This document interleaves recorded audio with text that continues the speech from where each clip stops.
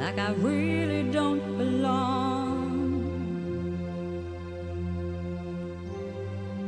I can't explain it. When I close my eyes, I see a strange reality. Am I dreaming, or on the edge of remembering?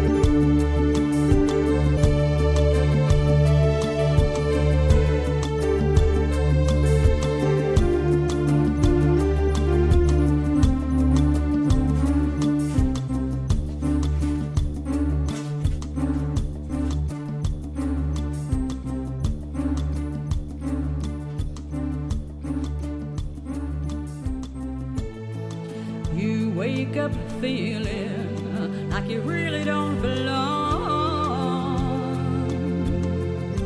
You can't explain it, but when you close your eyes you see familiarity. Are you dreaming, or on the edge of remembering?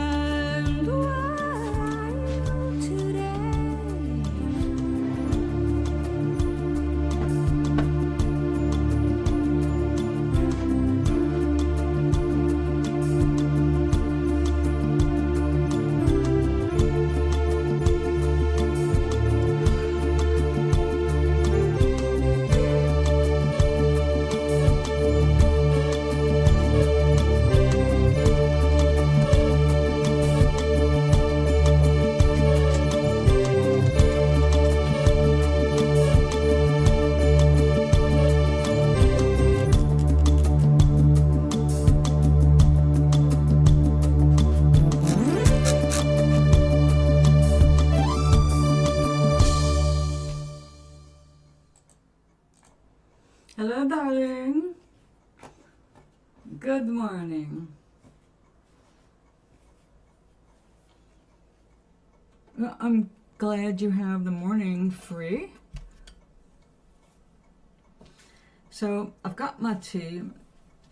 I've got my vitamin and my Mucinex, which I did not take yet because I put them down and forgot about them. But I did bring something to the table. Because now I've already, oops, sorry about that. I've already eaten one today. Thank you, darling.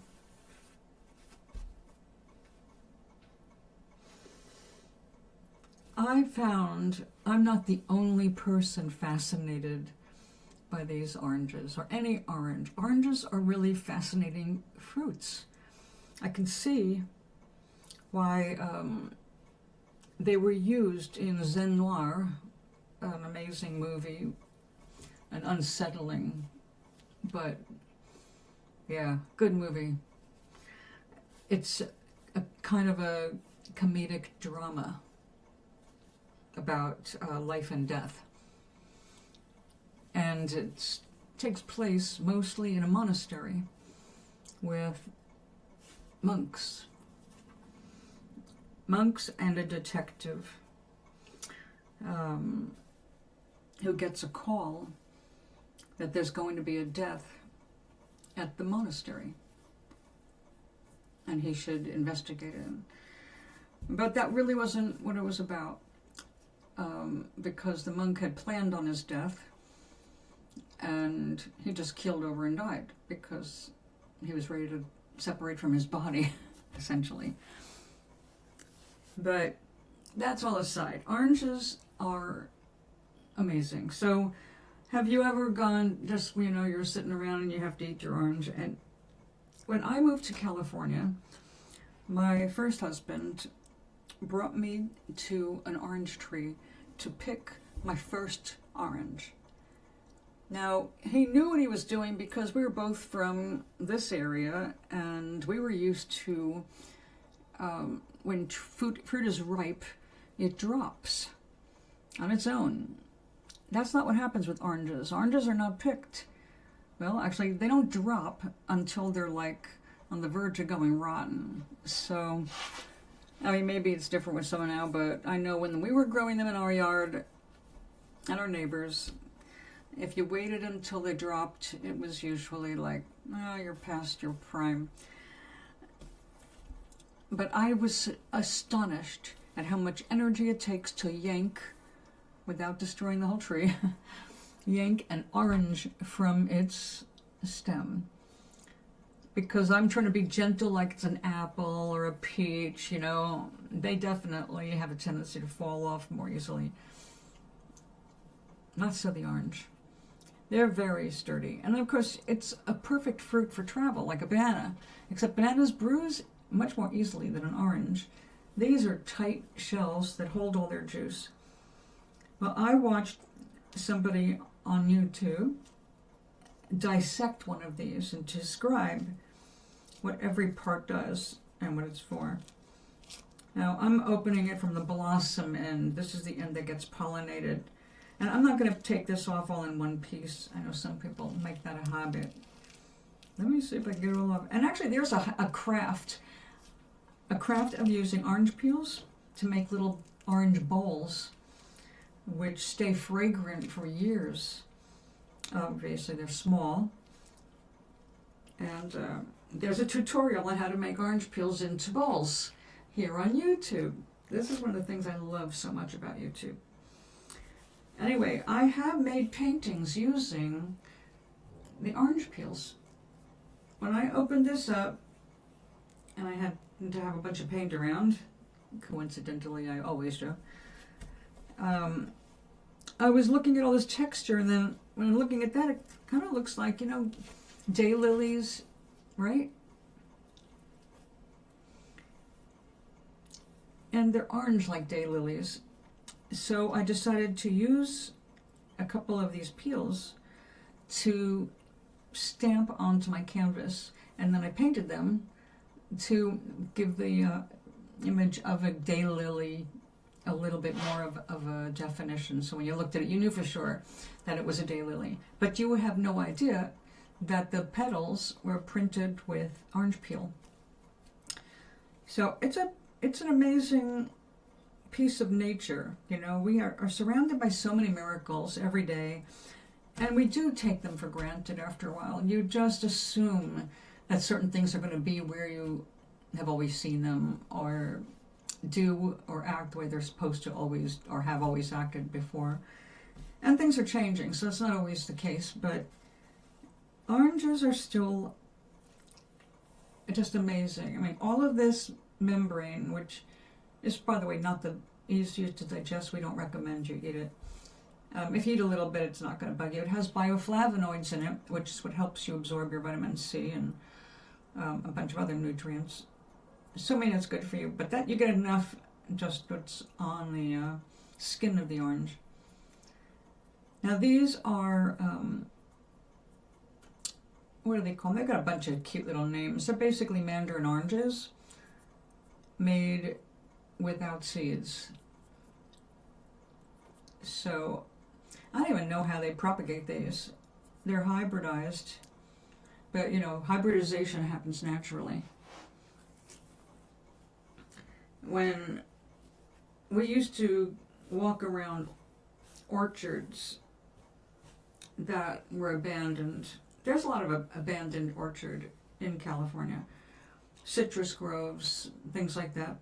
They're small, they were owned by a family, and family leaves, nobody buys the property, or they break it up, Lots of abandoned places all over the country. People don't even realize. Abandoned because of, pretty much a lot of the reasons we see now. But there were other things. Drought would do in a farm. If it lasted long enough, you've got to leave the land. And if you can't sell it, because no other farmer wants dry land, you may just have to walk away from it. We saw that in North Carolina with a piece of property that the state had been trying to find the owners for years and years, and the house was left just like when I moved into a place in Mount Vernon, New York. The people who lived in it abandoned it mid-breakfast, mid-glass of sherry in the pantry. I mean, literally a faceted flask, or what do they call it, a decanter, with the faceted stopper laying on the counter, and a glass where the sherry had dried up. That's how long. And they just left it like that. They didn't even cork it back up or finish their brandy. It's like, what the hell happened here? And the same thing in the kitchen. In the kitchen, somebody had made breakfast and left it on the table. Is that not bizarre? Now, I believe, and I did believe when I lived there, that it was haunted. Now, I know more about hauntings, but that was a fascination for me as a child. Investigating hauntings, which did not start until we moved into that house, which I was absolutely convinced by the things I had seen was haunted. And that's what made the people just one day pick up and run. But it had an actual reason for that. The people or person who lived there had been hatters. We found things, I'm sorry that I didn't have a chance to chime in on them before they were disposed of, because boy would they be collectibles. Everything you need to make hats, except actual bottles of mercury. I don't think we saw any of that, but the molds, the wooden molds that you put hats over, where you make your felt over and you get the shape of your hat. It was fascinating. So they had gone crazy or gotten really sick because of overexposure to mercury. So God only knows what they were seeing in that house.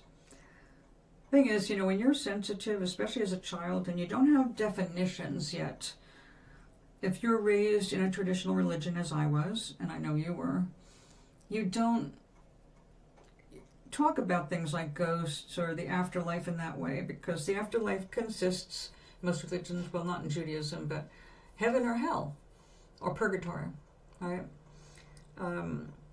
There's no other discussion except for the superstitious, and that's when all the ghost stories come in. Energy does exist beyond the body, obviously, because that's how we move in and out of our bodies. Well, actually, we don't do it in the body. We leave the body, but when we enter, we generally go through the womb in fetus style. And yes, cuties, halos, cute little mandarin oranges.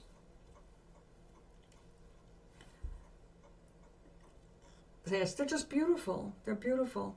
So the reason I decided to bring one to the table, because, well, I'm going to eat it now that I've opened it, because otherwise I'll lose all the vitamin C in it. The point is that wherever we are, whatever's going on in the world, we need to take time to stop and appreciate the miracles all around us. The beauty all around us, the love that created all of this is around us. We're never separated from it. We just, by focusing on things that are disturbing to our spirits, we become separated momentarily. It's not an actual separation, but it's basically like squeezing the flow of well-being down to a little trickle. We're never cut off from source because that's where we mostly reside anyway. But yeah, you got to take time to appreciate the cup of tea or coffee, whatever beverage you enjoy. But look at the things in nature that we get to eat. When you consider that I'm up north surrounded by ice right now, sunny but icy, it's something like, feels like 14 below zero right now. You think I'm going to find anything like this in my actual environment? It's a miracle that these have found their way into places they would never have a chance to grow. I understand there is orange and lemon trees growing in Connecticut, but they're growing in a greenhouse that was set up to support this kind of a fruit.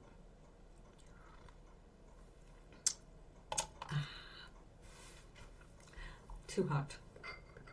We'll let it cool off a little bit. So these are really good, and of course they're really healthy for you, but besides the health benefit and the practicality of feeding your face, it's an amazing little critter here. So let's take a look. Now these are, occasionally I find a tiny incomplete seed. Okay, so what I just cut out, this is one of the big ways it is all kept together and fed. So it absorbs all its water, creates its own little factory right there.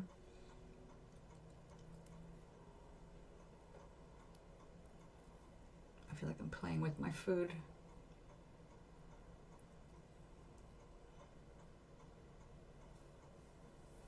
I mean, look at, they're like little teeny drops of sunshine, right? And I am excited. I'm going to have to try what Charlie has been talking about all these years. Lemons that he eats. It's like, I like some sour things. That's actually a little sour. But I would never sit down and eat a lemon as much as I do love lemon. Well, it turns out there's a sweeter version of lemons, which is a normal fruit in some places.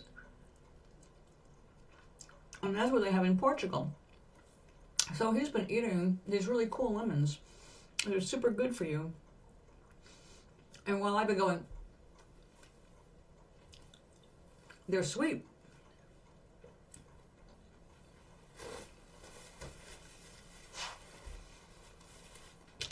Oh, well, I guess I clean that.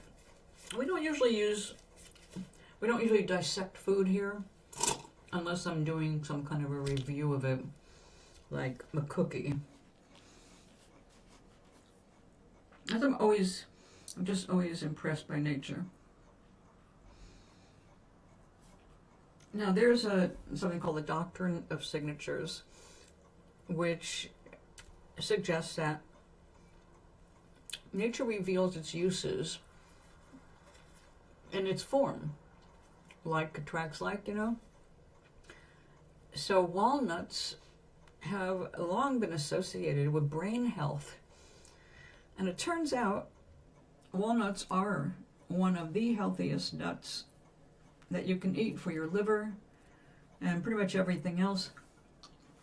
Slowing down aging of your brain. I mean, you got to eat them every day.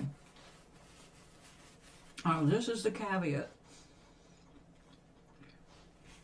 Oh, good. Well, I'm glad you want something healthy, right? We see commercials for vitamins and foods all the time. And every time you turn around, something is being promoted. This is the cure of this, and this is da-da-da. Well, that's when people take science that's real and exaggerate it for profit. But there are some truths out there. For example, blueberries, walnuts, they're both really good for you.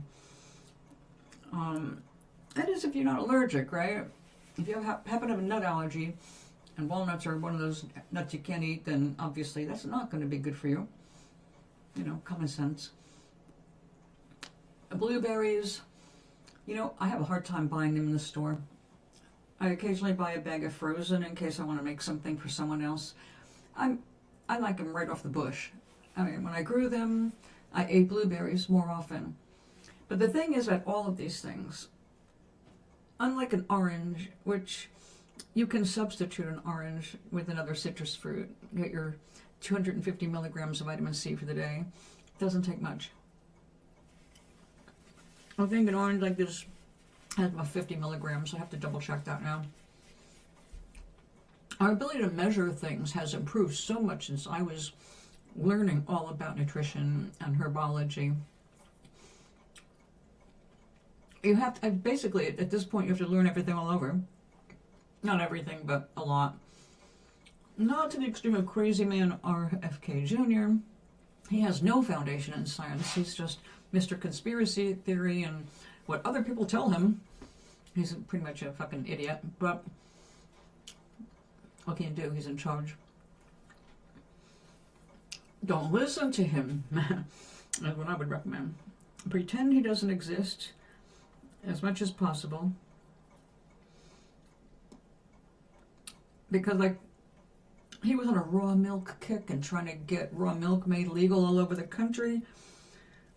And now then it went to whole milk. Just have the whole milk, because he's an idiot. All right? If you're able to handle raw milk, well, good for you. But raw milk contains a lot of things you don't want in your body, ever. And people, you know, they just have this understanding of milk by, it's something you buy in the grocery store. They've never been to a farm. They don't really even understand how they're milked. Or more importantly, the fact that they can shit at the same time they're being milked. Okay? Animals, farm animals that roam around and eat grass or hay, they poo a lot. It's not usually solid. And it's everywhere. And everything having to do with producing your milk supply has to be sterilized. And yes, the udders are washed with antibacterial soap and blah, blah, blah, but you still cannot keep everything that clean. Things are still flying around the barn, flying around the factory. It's not as clean as people would like to think.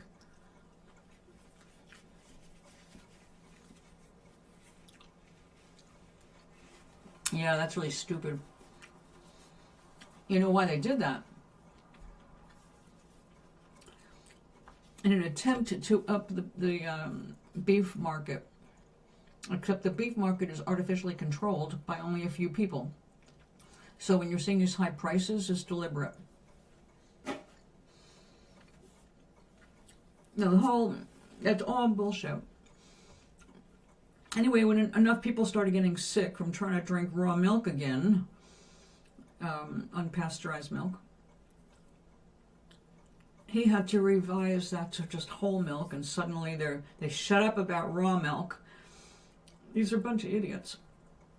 You have to pay attention to what's in your area, what you're sensitive to. You should know your body.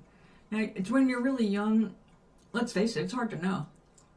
Because when you're a kid, you've got natural resilience up to a point. You're still vulnerable to a bunch of other things, but by the time you're 25 or so, you should know pretty much the basics of what makes you feel good and what makes you feel like shit when it comes to your food. Now, when I was little, I did not understand that I was lactose intolerant. That's why I used to, as soon as somebody turned their back, to spill my milk down the drain, because I didn't feel good after I drank milk. Nobody listened to that, and nobody talked about being lactose intolerant when I was a child. In fact, that was a term I didn't hear until I was an adult. It's like, oh, lactose, milk, oh, so that's why. Also, I've had what they called cold pasteurized milk, which is to say barely pasteurized. The stuff we get in the store is pasteurized with heat. on the farm I used to go to, it was pasteurized by pouring it all into a vat on a chilled bed, and just kept rotating around a chilled bed. So when it cooled it down, it was kind of preserving it long enough to sell it. And then you brought your gallon jug and turned a spigot and filled your jug with milk. And the first time I did that, I got so sick, I had to call in help at work. I was a bartender. I spent that whole afternoon and evening in the bathroom because that whole milk was so good. And I didn't know about lactose intolerance. Boy, was that a bad day. We do need to learn our bodies. But like I said, you don't know a lot of stuff until you try it. And even when it comes to all of, well, food, wild food. I mean, you grew up, you know what poke salad is, even if you never ate it, right? You're in Georgia, you know what poke is. Poke grows wildly, I mean, crazy down south. I think that was trying to turn into a seed.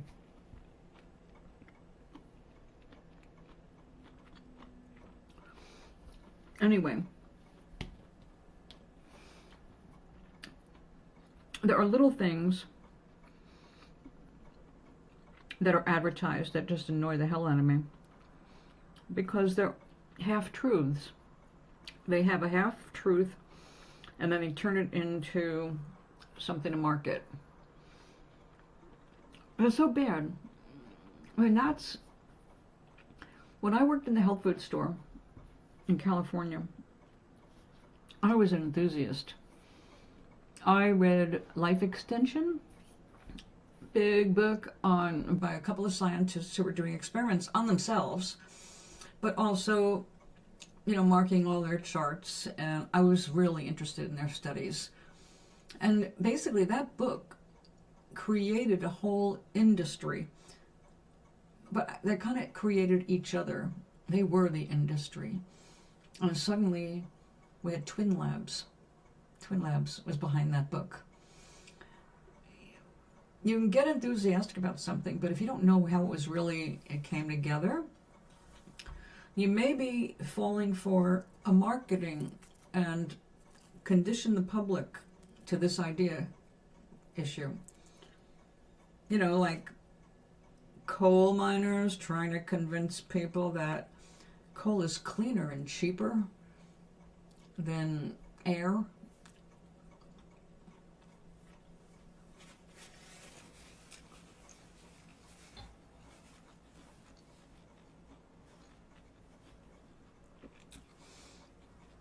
I used that milk for that cereal and haven't bought anymore. If I put milk in the back and the top shelf, it definitely freezes. Anything near the back is more likely to freeze. Anything you want to keep not frozen, keep closer to the door and lower. Refrigerators work by having the cold unit up in the freezer. So it freezes everything first and then drops the cold air, and that goes down into the fridge and then comes back up to get chilled down again. So by the time it gets to the bottom, it's a little warmer. That's where you put your lettuce and things that freeze easily. But yeah, I have frozen entire containers of milk and had to bring them to the front and let them thaw out overnight. I've frozen my half and half numerous times, but that's also where I keep my butter. I don't keep the butter on the door, except, well, actually I keep them separated. My really good, expensive butter is in the back top shelf of the refrigerator so that it is pretty much frozen.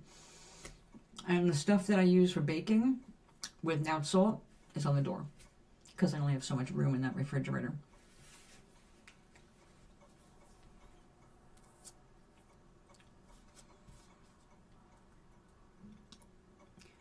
Which milk are you talking about?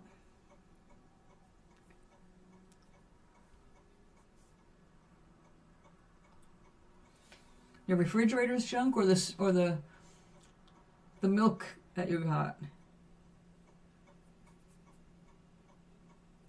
Refrigerators are expensive. I don't recommend buying a brand new one anymore because they're overly complex. They're made to break. And the first thing that seems to go in these new fancy refrigerators is their motherboard, which costs sometimes more than the damn machine did when you first got it. I saw that happen to my friend in New York City, in his penthouse. He had a beautiful kitchen installed, and one of it was one of those Sub-Zero. He didn't have it a week when the motherboard died, and he had to pay for that sucker. It was up to $1,000. When I had to go and buy a new washer and dryer,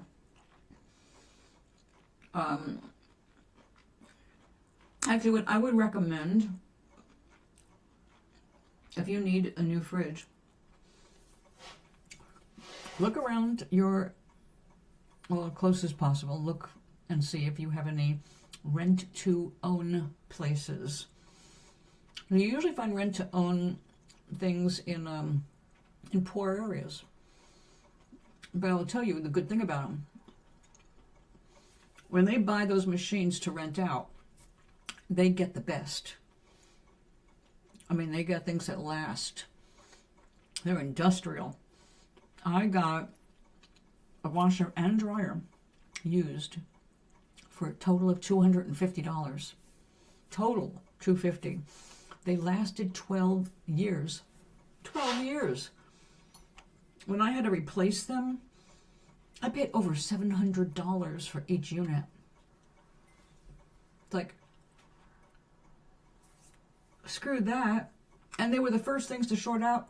But I did make sure when I bought them, I chose ones that did not have a complete digital array. I got some analog stuff because I don't like my mechanical stuff being ruled by digitized controls.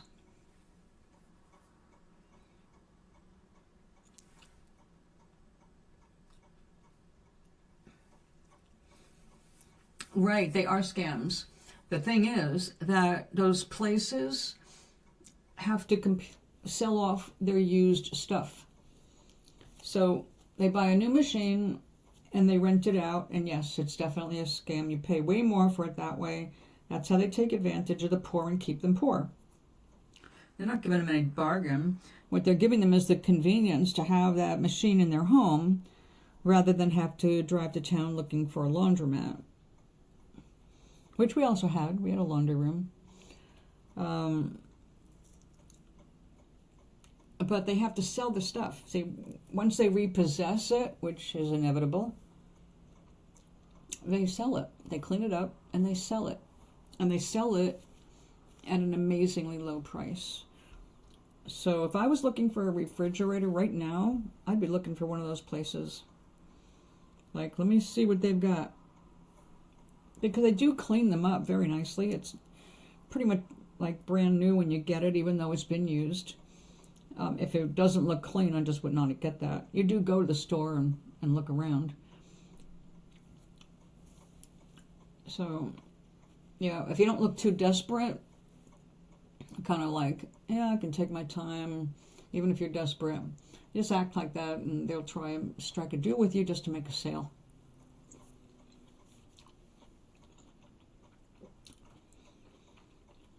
So I would not rent to own. If you do the math, you realize that you're going to be screwed.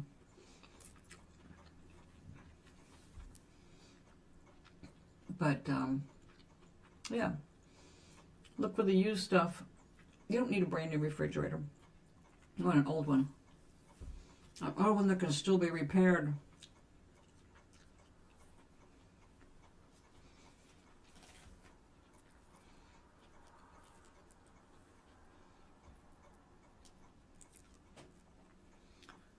Oh, that's terrible. It's only a couple of years old and it sucks. That sounds like something is wrong there. You bought it new. That's ridiculous.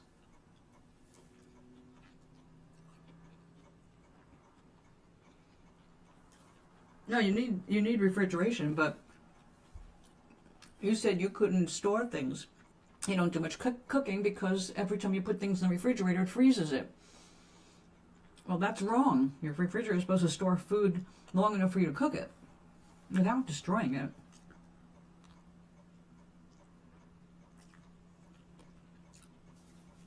Yeah, but the electric bill always goes up when you get a new appliance.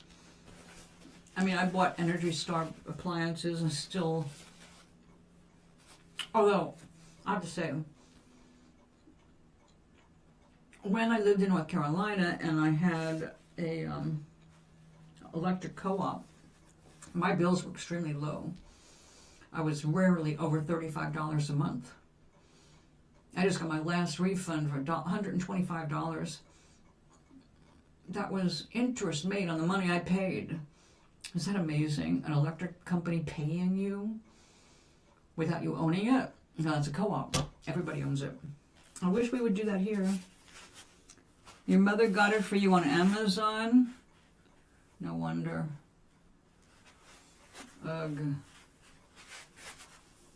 We need to just stop buying from Amazon completely. There are all kinds of lawsuits, by the way, for misrepresentation, for, well, there's a list.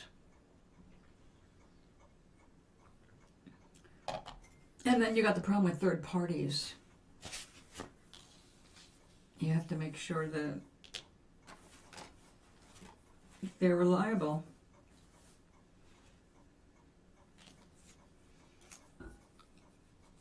So this is the pad I made yesterday to take the place of these pads, because these pads, I'm popping all of the bubbles and it's getting all squashy. I can feel my fingers on the other side, and if you press the ends, you can see there's no way to do that. But if I press here, it's like, yeah, both sides, because I work in the middle. So I glued these together yesterday to see, since it's felt, if I could do this without destroying the needle. Apparently, it's really easy to break the needle.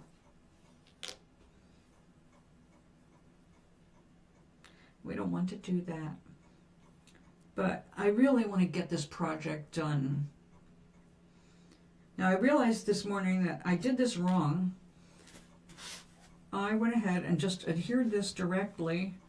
I don't know why they don't have instructions to do that. Instead of doing them separately and then sewing them together.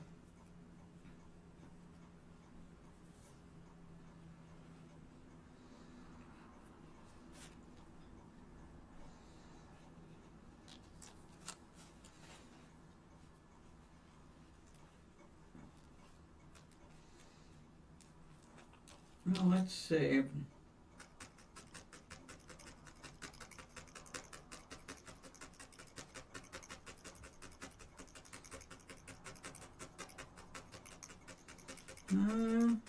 I don't like it so far.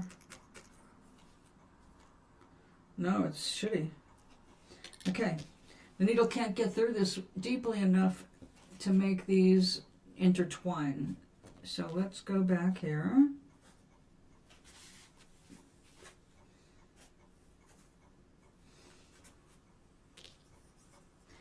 Now when I did the first one on this, it locked right into the plastic, or this rubber, or whatever this is, a foam. And when I went to lift it off, it pulled the plastic out. Plastic had become enmeshed in it. I don't like that, so let's see if we can avoid that. So let's try a little closer to the edge, maybe that'll help. Okay, first I just want to outline this so I know where I'm folding the wool to. So I want to get this done so I can get into trying the wet felting, which I think is going to be much more exciting for me. But when I do this, I think of, maybe I should make a voodoo doll. I need a lot of orange for that though.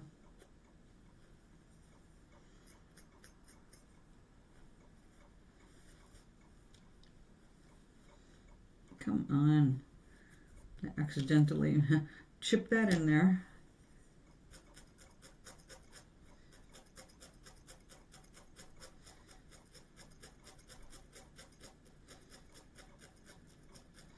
Yeah, this heavier foam it works beautifully to get it started. I just don't like the way it embeds itself that deeply.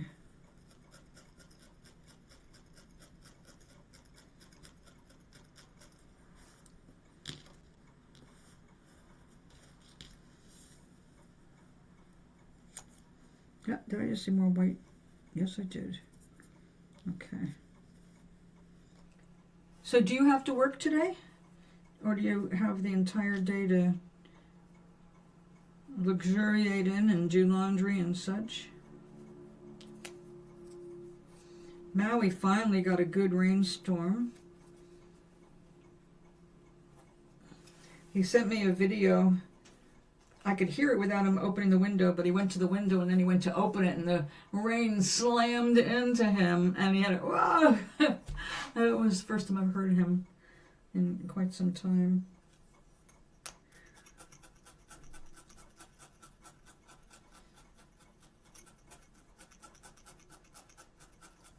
Now I think we've got rumor of another potential for snow. Gotta double check that. I hope not.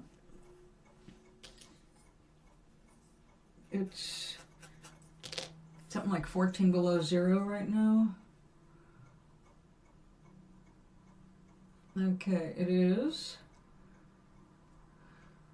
9 degrees. No, it's 11 degrees, but it feels like -5. It got warmer because of the sun. Yay. Okay, so Tuesday evening, there was a potential for some snow.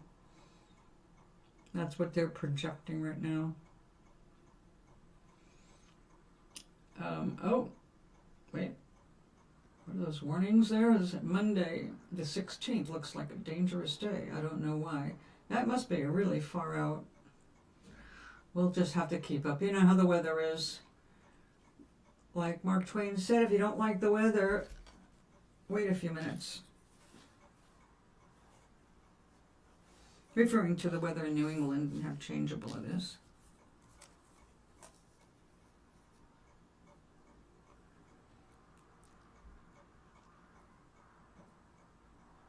Hey, that's ridiculous. Tough.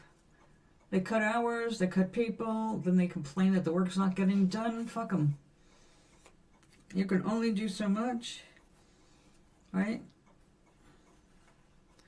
I think they're facing some hard times ahead because Americans are finally waking up to the way we have been manipulated by big business to buy exactly what they want us to buy, pay the prices they demand, even when they don't deserve them. I remember when I was in retail, there were some art supplies that were just so expensive for us. We couldn't opt for much of a discount, It was, there wasn't really much of a margin. They look for at least 40% markup.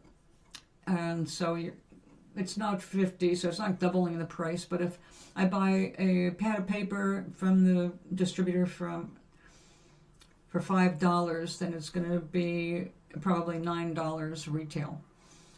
So the problem was with books.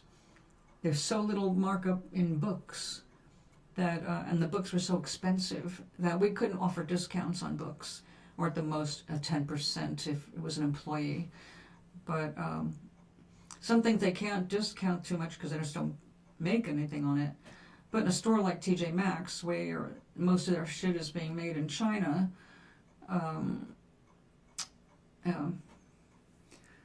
I thought they were being nice to you. I thought your manager liked you and was a good manager and all that. What happened?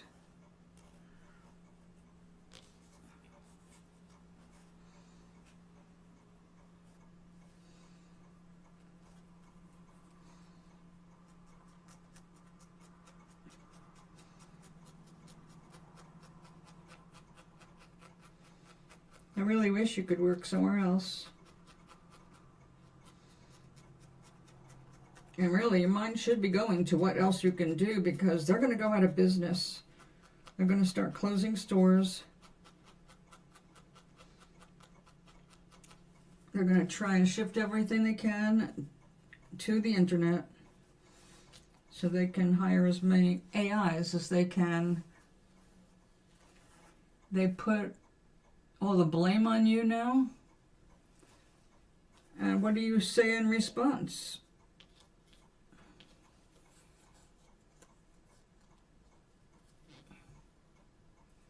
I know you do a beautiful job. You showed me before and after pictures of the work you do. I know you're good. They just throw things up on the shelves and not even careful of where they're supposed to go. They don't have any talent for display. You obviously do.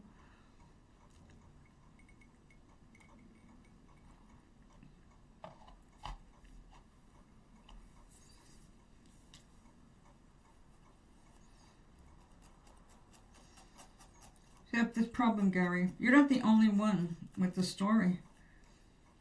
There are so many people that aren't getting treated fairly at work, and that is the problem. The rich don't care. They're going to make money no matter what. Like I said, there's big pressure in TJ Maxx about making you sign up for a credit card, a TJ Maxx credit card. And what do you think that's about? It's not about your benefits. It's about theirs.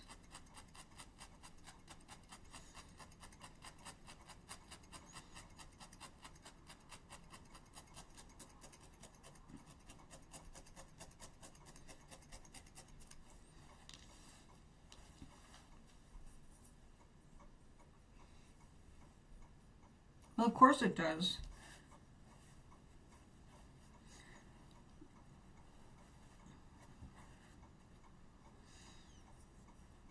Next time they blame it on you, I maybe turn around and say, you know, maybe it would be easier if you hired more efficient help than what you've got to help me. You put me in charge of this and then you undermine me. You don't give me the help I need.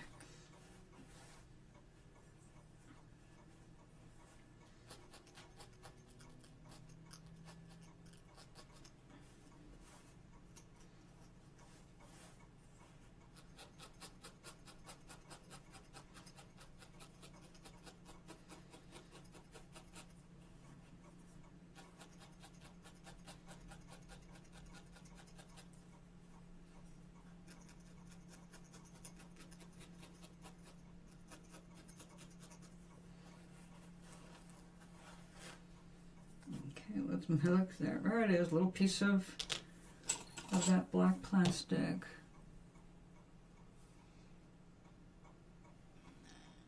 Oh yeah, that's where they make their real money. That's their real money.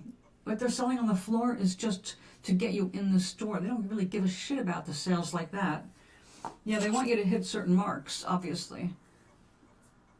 Different cash flow. But their real income comes from credit, interest, making people commit to having to pay something. Also, when you do that credit card thing, they get a whole bunch of data on that person.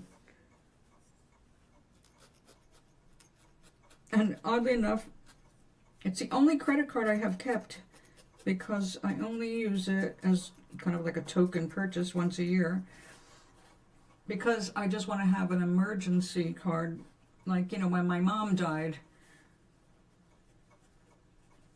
and I think that might have been when I got it, because I needed to buy a dress for the funeral.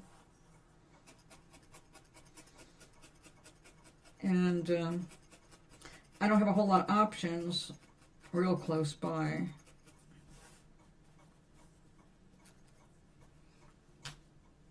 Oh, there we go.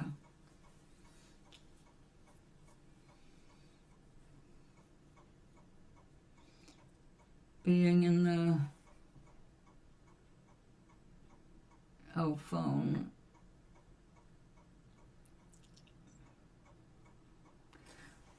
If he's working with you and you're in charge of that department, it is your responsibility to tell him to get off the phone, not hers. That's what you give people promotions for and titles, to take some of the pressure off the manager. So no, that is your job. If that's person working under you, you're the boss.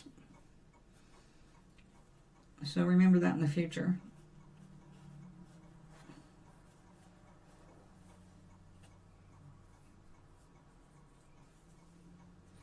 She's only going to follow up if you tell the guy to get off the phone and he does not listen to you. Then you can tell her, hey, I asked him to get off the phone. He did not get off the phone. Your turn.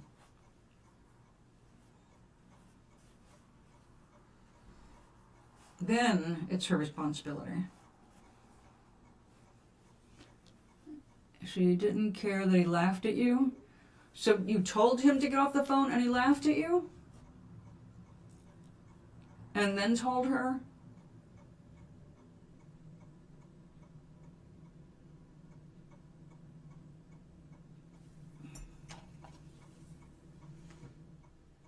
Well, I'm sure that if you asked him to get off the phone and do his job, that you didn't do it in a bad way. He laughed at you and did not get off the phone. Is that what you're saying? That's when a manager is supposed to step in. But you're the first in line for that. He works with you. You're the one that's got to put him in his place. And if you can't, you have to do it with enough authority, like you're actually a boss, Carrie. That does take practice. I did not have an easy time of that when I first got promoted into a department head, because I wanted everybody to like me. And I felt like if I was telling them to do their job differently, that I was acting like a know-it-all or a big boss, and I did not want that perception. But it turned out I was the one that was wrong. I had to learn how to be a better boss. When they respect you, they listen to you.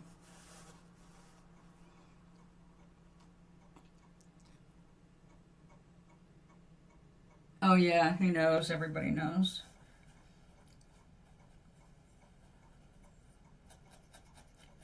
If it happens again, take out your phone, take a picture of it, and bring it to the person. So this is you on the phone. This is the picture I don't want to see. Now, you do your job because I have to do mine. 2 years, he does know the rules. Why did they even allow you on the floor with your phone? Those places, you have to put your phone away or turn it off. Like women in their purses.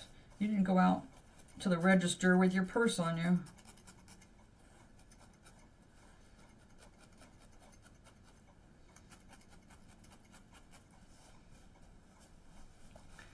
Ah, yes. That's what a promotion means. They put you in charge of that department, gave you a little raise, gave you a title. That means you have to be a little more firm. Not cruel or nasty, still polite. But you say, can you put that off until a break, please?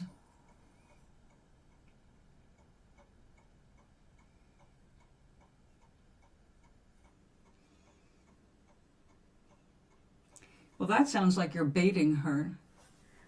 Gary, you have to be careful when you talk to bosses. They're not your friends. And if you start accusing them of nepotism, which is what you just did, you're asking for a fight.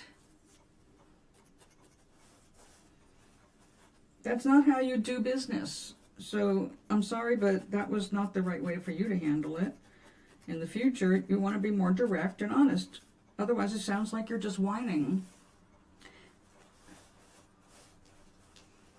Well, I don't know why she wrote you up. I mean, what did she write you up for? Insubordination?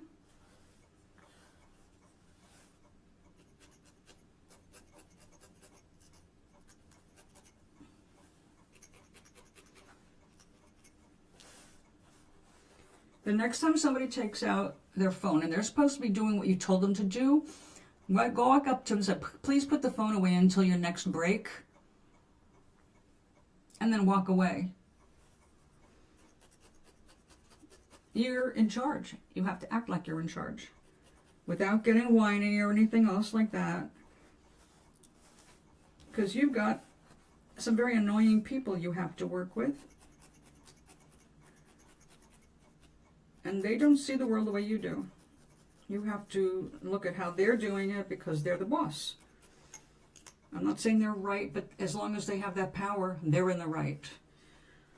They have the ability to fire you.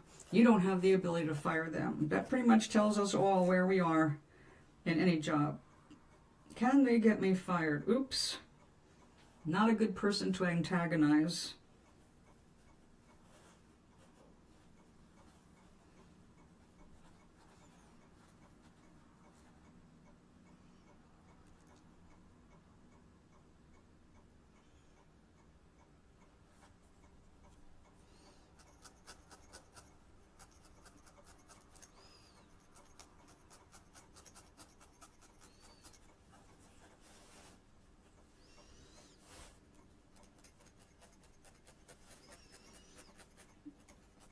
You know, I don't know if you're interested, but there are some websites online that offer some free classes online. I mean, you can take tests and everything, and there's a bunch you can take on basic customer service, but there's also management skills, and you don't have to pay for any of them, and they're all online, so you don't have to leave your house.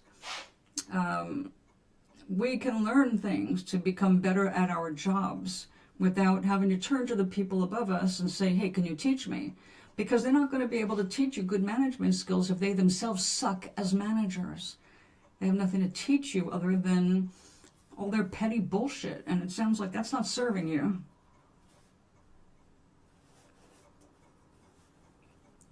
So we don't want you getting written up. We don't want you getting in trouble.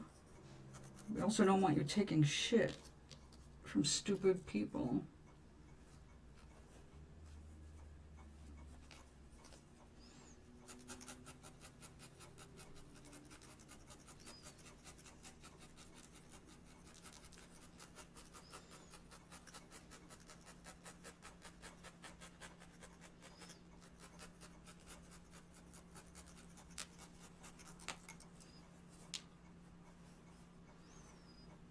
When I was looking for work, or what I could do, because life coaching suddenly exploded and there were a million life coaches out there.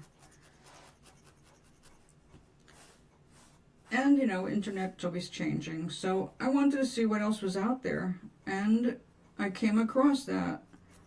This whole academy of learning online that's free.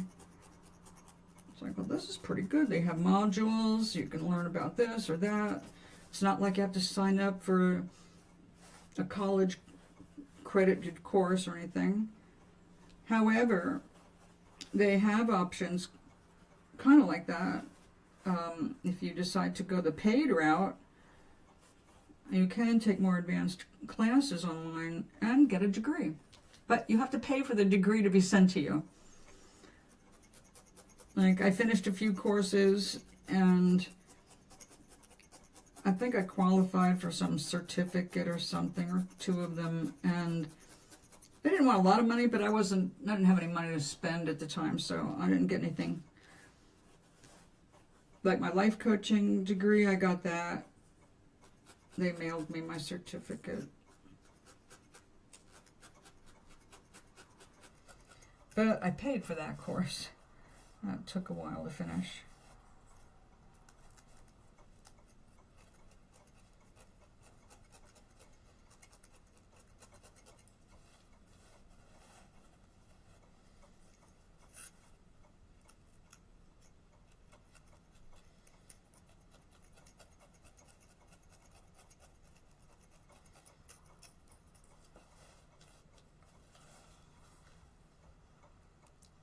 No, no, but if you don't know what's going on, if you don't understand the dynamics, you don't have a way to fight it.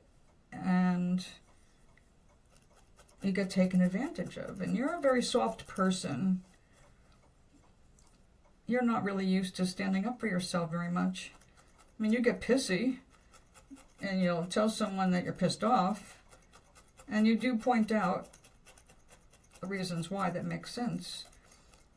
But if you're missing the bigger picture because you don't have that training, then you can be undoing yourself, like talking to that manager. You were trying to get something straightened out, and you ended up being the one that was written up, not the person who sassed you back.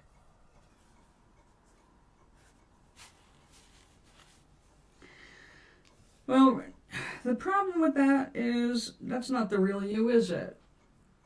You're not an unfeeling robot kind of a person. You're actually a very sensitive person, and that makes you more vulnerable to their bullshit. So I would say, why don't you check out those courses, not just about today. And by the way, don't bother with AI or coding, because right now what they're doing, right, everybody's been worried about the robotics taking over their manual labor jobs, because they are. They're going to fill factories with them. They're going to make fast food things full of things that can make your food instead of humans. But the people who were behind the desk coding thought they were going to be safe, that all this technology boom was going to make sure that they stayed employed, and it turned out it's the opposite. By empowering AIs the way they have, AIs are being trained and are now going to be doing their own coding. Coders are not going to be needed anymore, so don't waste your energy in that direction. No, that's going to be, basically, we're coming back to what I said a long time ago. You need to find what you love.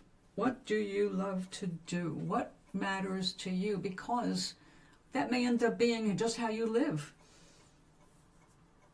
I mean, there may not be an option. There may not be any jobs being offered doing any single thing that you know how to do right now. And you have to learn something new.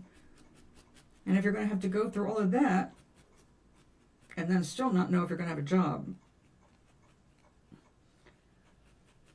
well, let me tell you what they're trying to prime people for. Jobs in jails.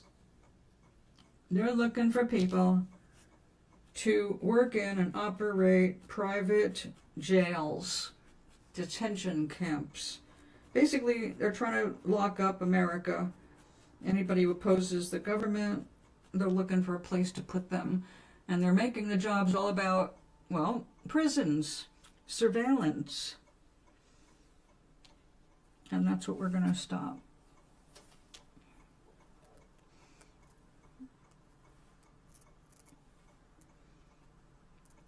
You'll never be an unfeeling robot. That's not you. We never will be. Thank God. We don't need more unfeeling robots. That's what's running our government right now. Unfeeling robots. Or, actually, I've got a lot of other words, but we're going to make this a peaceful Sunday, right?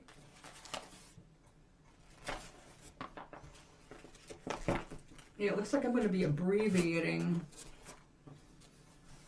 this. Yeah, I don't have enough to make all of these. There's no way. Okay, we're going to do these little ones.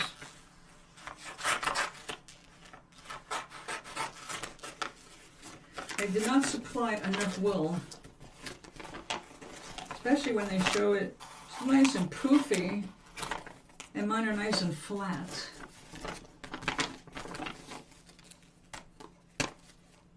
Yep, there's no way.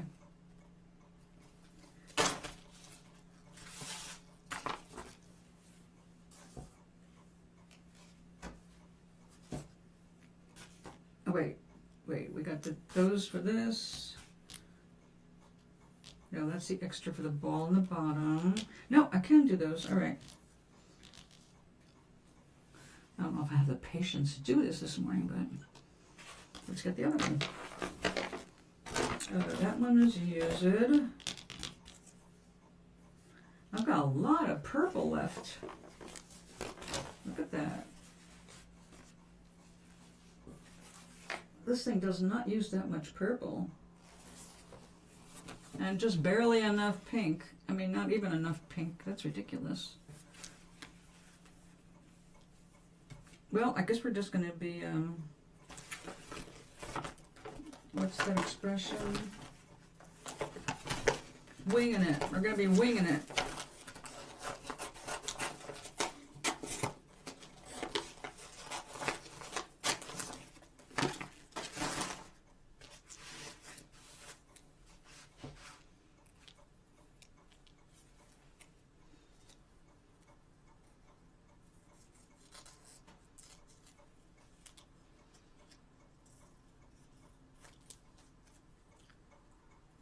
Now, I love growing things.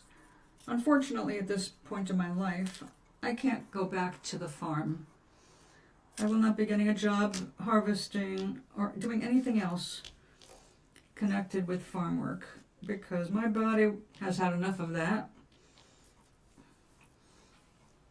So I have to look at other things. What else do I love? Well, I like a lot of things. I love a lot of things. I don't want to do a lot of things, but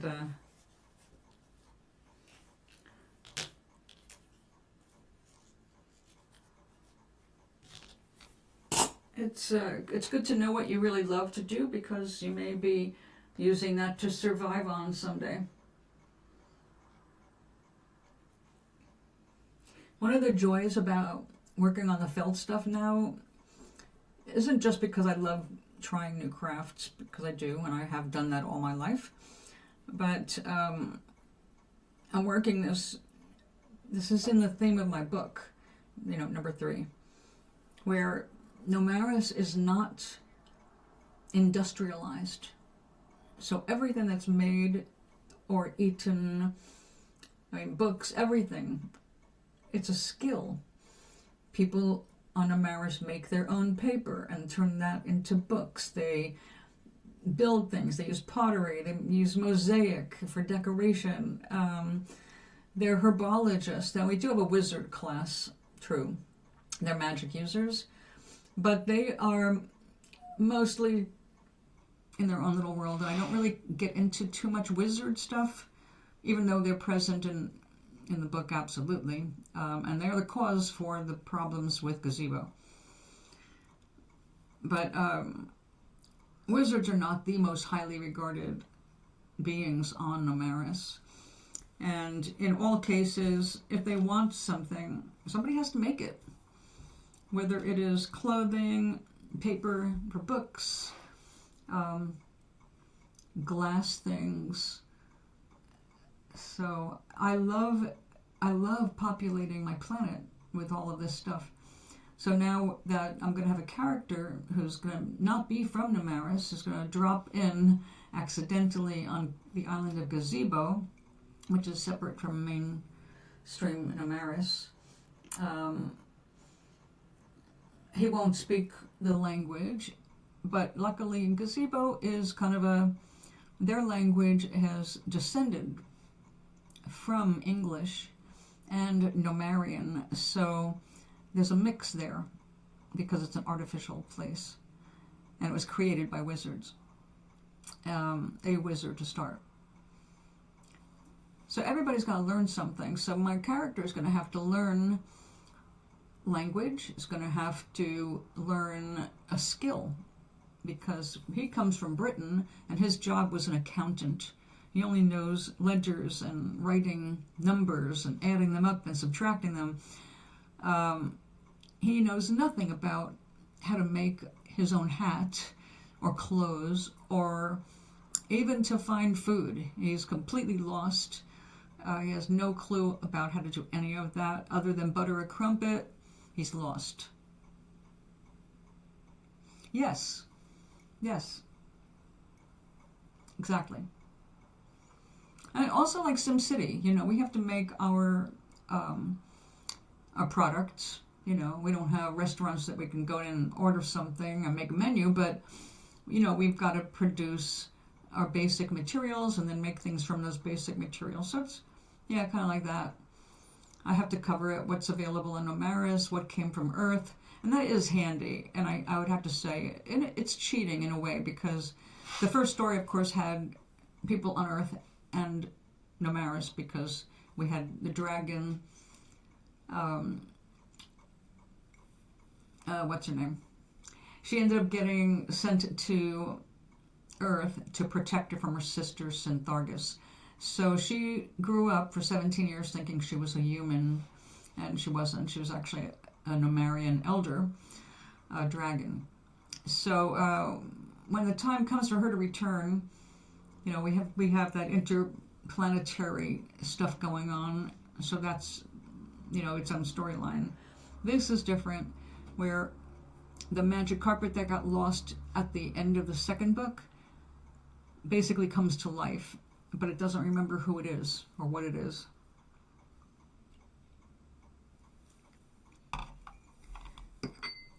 And because it is magic carpet, it's been embedded under magical waters on a magical island where magic is out of control, which is why magic is forbidden to be used on the island. The magic carpet goes into, it's kind of like an evolution, which is going to be kind of like, although it was not intended when I wrote the story in my head, it's kind of like AI gaining sentience, and having very unique qualities and powers. The problem is that when it's waking up and it doesn't realize what it is, and the magic is very erratic and a very magical, dangerous place to, use any magic. That's how we end up pulling in two creatures, again, from two different planets. We have Earth, brings Cecil, and I bring back the planet that started the big problems with the portals and everything, Sikara, who is from Skarga. And I love this whole story plot with her, because she woke up and was a female. It turns out that Skargans are born newts. They're hatched. And when they hatch, they're neutral. They have no sex and no desires. It's just they exist until something triggers a hormonal change, and then they become a female. And once one has become a female, then males around her, newts around her can suddenly pop a penis and become males. So it's something that they don't like to see happening very much. It happens, that's how the species continues, but the problem with it is that if, like, Sika is a high up there executive, she's like at the top of her field in advertising, and she's all about selling stuff, making money, and keeping her fancy office, which is air conditioned on a very hot planet. So one morning she wakes up and she's dropped her tail, which means she's turned into a female, and she's freaked out. She can't go to the office like that, because if it comes in as not a newt, then they're going to be looking down on her. She can't lose that authority, and she's like freaking out at home. What am I going to do? Because I don't want to go back to the scavenger gangs and all that to survive on the planet. And at the same time that she's freaking out, our magic carpet is having a little issue itself, and it attracts her. So she ends up on Gazebo, the same place a little later, but right there with our Earthman, who thinks she's the devil because she looks like an upright alligator that's red.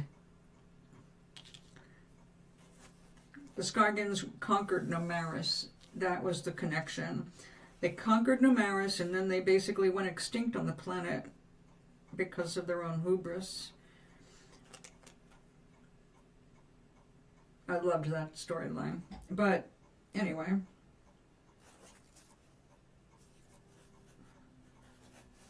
I don't want to give away the whole book. But yeah, it's very exciting to develop a new plot line and character, and I'm very, very excited about explaining the origins of Gazebo, and not so much the resulting problems, but the original purpose of it.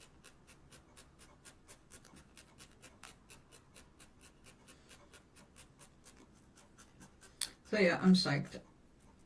I always love when all my storylines come together properly, because I like complex,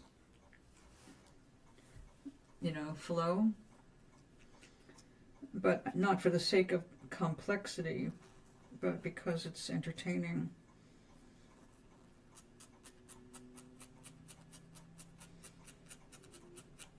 Now, I've got a glossary for the books that I've been working on since the beginning, because now with the third book I'm going to be adding to the glossary, of course. Some more people, and more plants and foods. And one of the crafts on the island is felting.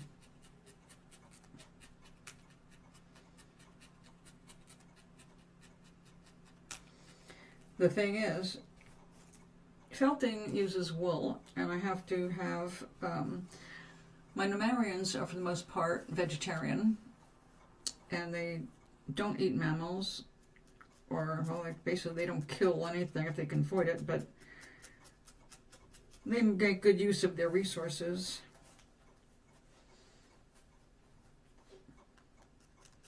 Alright, I forgot what I was going to say. Well, I just got my finger out of the way so I don't stab myself. I'll be so glad when this project is done.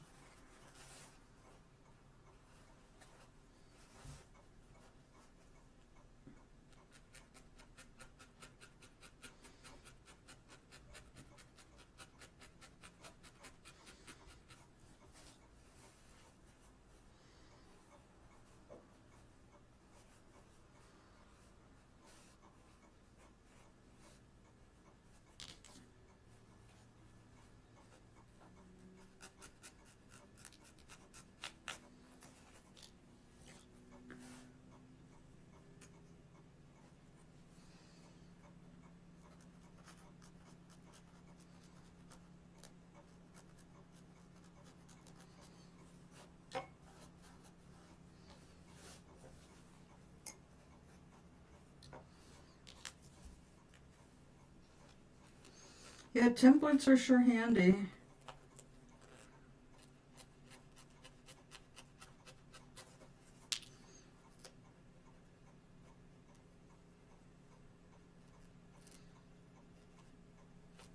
When you start to lift this up, it looks like it was sewn. Yeah, see, that's your glossary, right? That's so cool. You are in another world when you're there, right? And that's what I love about Nomaris. That's why when I start writing, I don't like to be disturbed, because I'm on my planet. And I am working things out. I'm working on a map of the town of Ingen Pak, which is a desert town where a lot of the last adventure took place, actually. But because we've got to go back to Gazebo, the only way to get there is to travel to Ingen Pak first and then go toward the sea. That's where Grinwicket lives.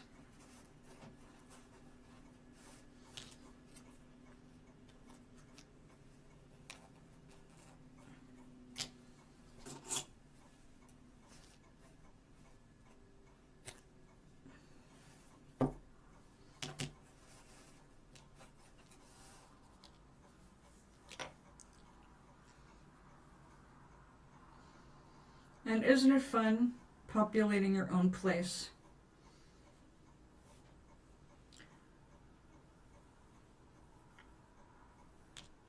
Last month, I remembered a melon that I had crossing country.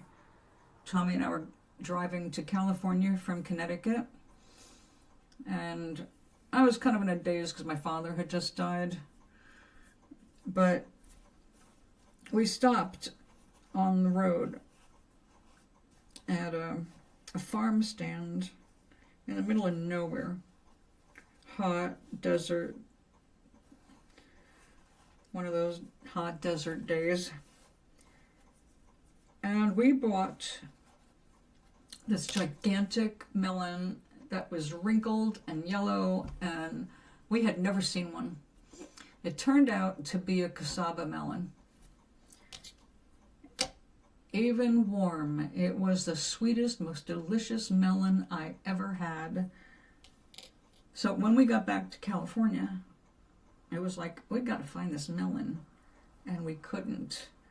It was not making it into the bigger markets yet. But I thought, you know, once you start getting introduced to the variety of melons available, it's just a wonderful world.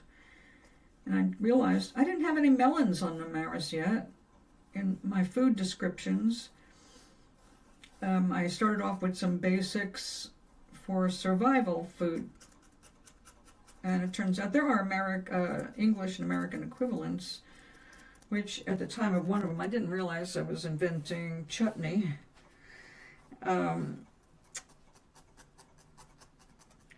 After being on the farm for 17 years and learning about lots of different foods and foraging and all that, it was fun to sit and come up with new combinations and new ideas for the planet.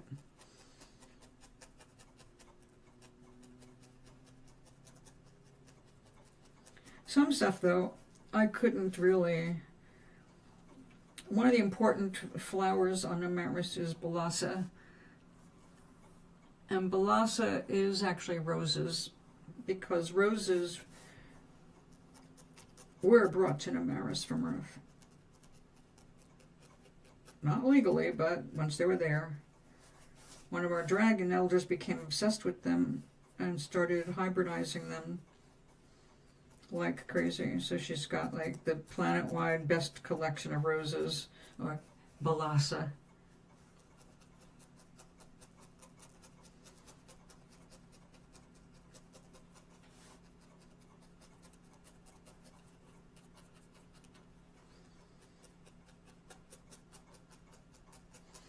So I am stealing some stuff directly from Earth, because the first inhabitants of the island of Gazebo was a wizard from Namaris and the Earth woman he fell in love with.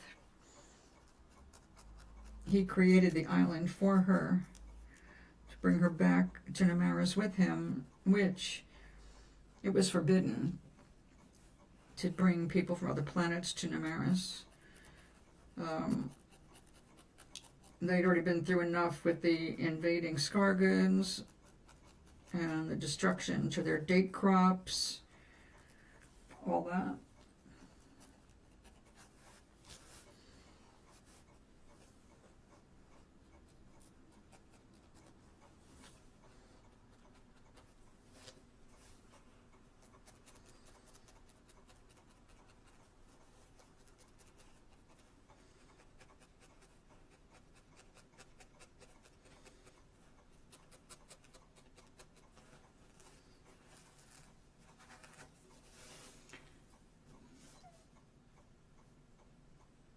That's good. That's good. Yes, cassava is a delicious melon too. Those are also big and golden. I don't know if they're wrinkled though. There's one that's big and yellow and it's wrinkled, and one is, this is a cassava and a cassava. They're not the same. But they're both amazingly good. So I realized I don't have any melons, and I need to create some more crops for my planet. After all, they're totally agrarian. They should have an amazing array, right? But when I sat down to start drawing them, I ran into a little problem with that. It's like, after studying herbology and growing things, like, it's really hard to come up with an original plant anymore. And you know what's really funny is when I was a little kid, I hated coloring books.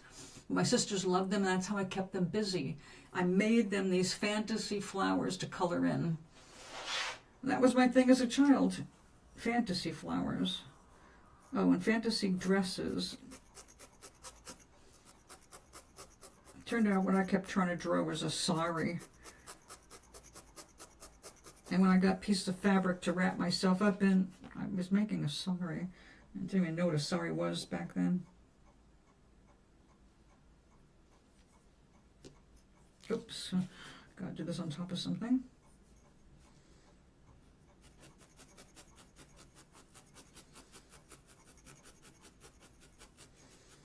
Yeah, I think it's way better to just put these together instead of make them individual and then sew them together.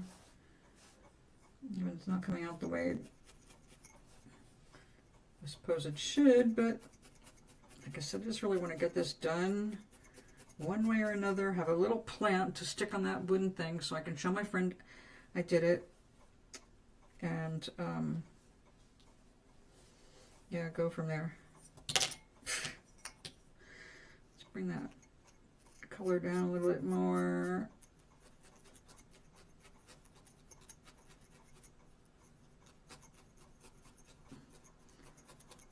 Now see, I can already tell you that this would be a lot easier to do, blending the colors in wet felting.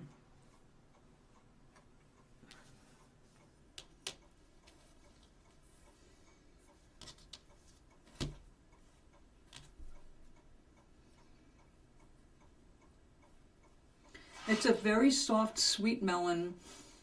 Do you like honeydew melon? It's not, it doesn't taste like honeydew, but if you're lucky enough to get a really good, sweet, ripe honeydew, there is a similarity. The texture is very similar to a good ripe cassava or cassava.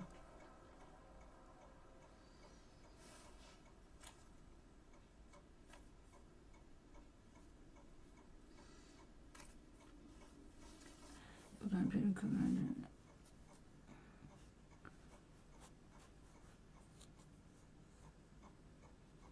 Oh, that's great. Sounds like some good stuff. Well, you know, SimCity has gotten so greedy because, especially, oh my God, since Jared Kushner and his Arabic friends bought it, it is non-stop pushing to spend money. And I don't know who the hell has that kind of money, but they're making offers for, if you spend $500 on fake Sim cash, $500 real dollars for fake Sim cash. What? Who has that kind of money?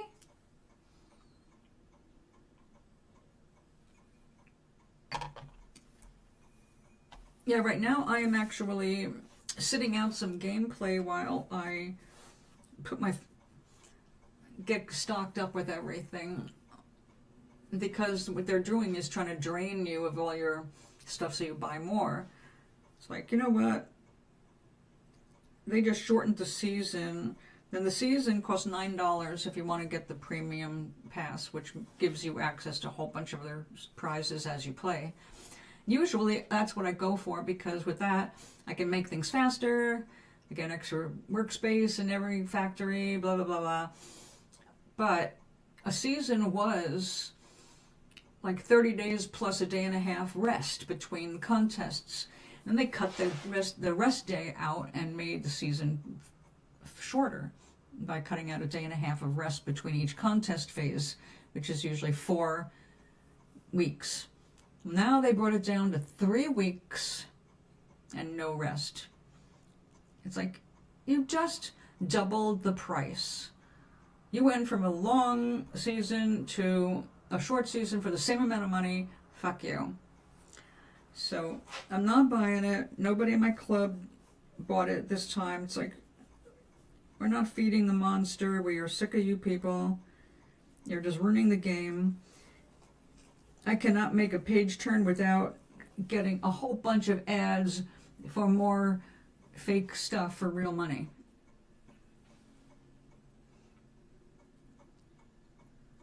Oh, honeydew is lovely. Now with the honeydew melon, you want to make sure that you can smell it before you cut it. It should smell sweet. And back in the 70s, they came out with Midori liqueur, green, bright green. And I discovered, even though it's like, it's nothing you really want to drink straight, it tastes just like honeydew melon, but alcohol and too much sugar. I discovered just a little dash of that in pineapple juice. It is so wildly refreshing in the summer. I even thought about buying a little bit of Midori, but it's very expensive, like all alcohol, and I don't drink booze because of the chemo and all that. But it doesn't mean I can't occasionally take a sip of wine or a sip of Irish cream or something. But that's about it. So, I don't know, if I can get one of those little bottles, like, the 1 ounce shots, if I can find a Midori that big, I'll probably buy it along with some pineapple juice.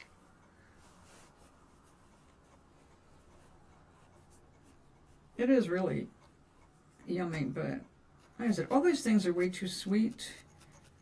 And since sugar causes inflammation in the body, my goal is to cut back on sweet things.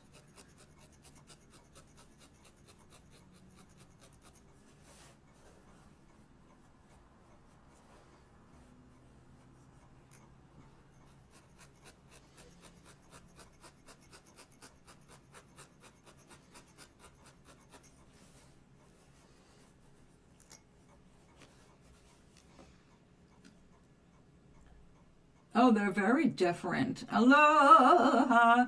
Yeah, I looked at city skylines. What I like about SimCity is you can see all around the building. You've got a 360-degree look. So I do like that. And everybody else, you have kind of one angle. So I'm with SimCity at the moment, but if they get any greedier, I'm just going to have to surrender and just say, screw it. Well, right now I'm just playing it without going for anything. I'm not paying anything to play.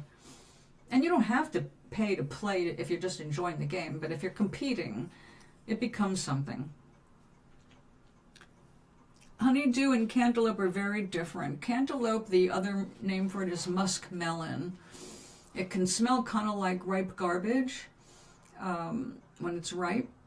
Of course, once you take a bite of it, it's amazingly good, so the garbage side of it kind of disappears until you throw away the peels, which you want to get out of your house as fast as they can because it smells like garbage. But I love cantaloupe, and I used to eat a third of a cantaloupe every morning for breakfast before they got a little hard to get, and mine, the ones I grew, tasted like my backyard. They tasted like dirt. So I'd suggest that you get a little piece of wood and put it under every baby melon and keep it off the ground. Don't let them sit on the ground. Honeydew is green all the way through. Cantaloupe, when it's ripe, is usually a nice bright orange, depending on the variety that you got.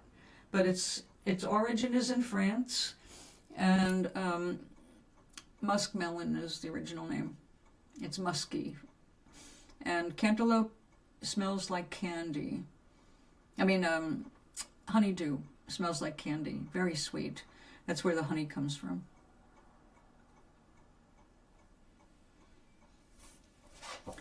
But you don't want them... First of all, both of them are big spreaders. You could put one per bed, and you will use all of that bed for one plant. They're big spreaders, like 10 feet out. Like pumpkins. All of them, they're vines, they go on the ground. They take up a lot of space. Unless you have a variety that you can train right from the start to be more of a vine and hang a little higher, giving it support. So there are ways to, get it off the ground and save space. But basically, if you put something up over the bed, you're going to shade the bottom. So you can do one melon on one end of the bed and have a rat wire shelf that goes over the whole thing, and you can train it up that way. And then the melons actually will be easier to take because you'll see them and they won't get soggy. But it will create a shaded area where you can put your shaded plants on the rest of the bed. Companion planting. More rain, aren't you lucky? Finally, you got a rainy season of a sort. Are you collecting any rainwater to help water your garden later in the week? You have any buckets out there catching it?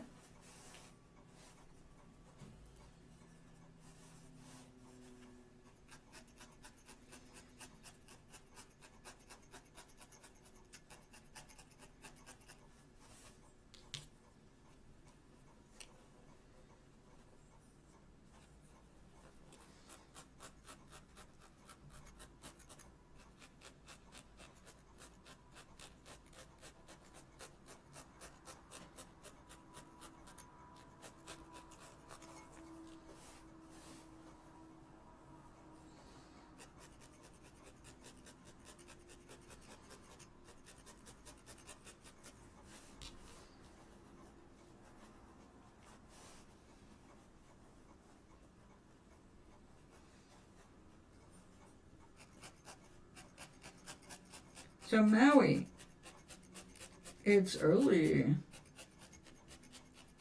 Cyrus get you up? Or need I ask?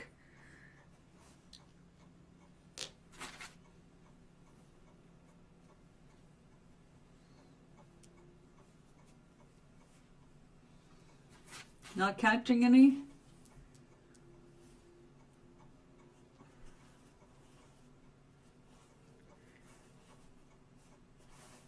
Oh, keep it in mind for the future.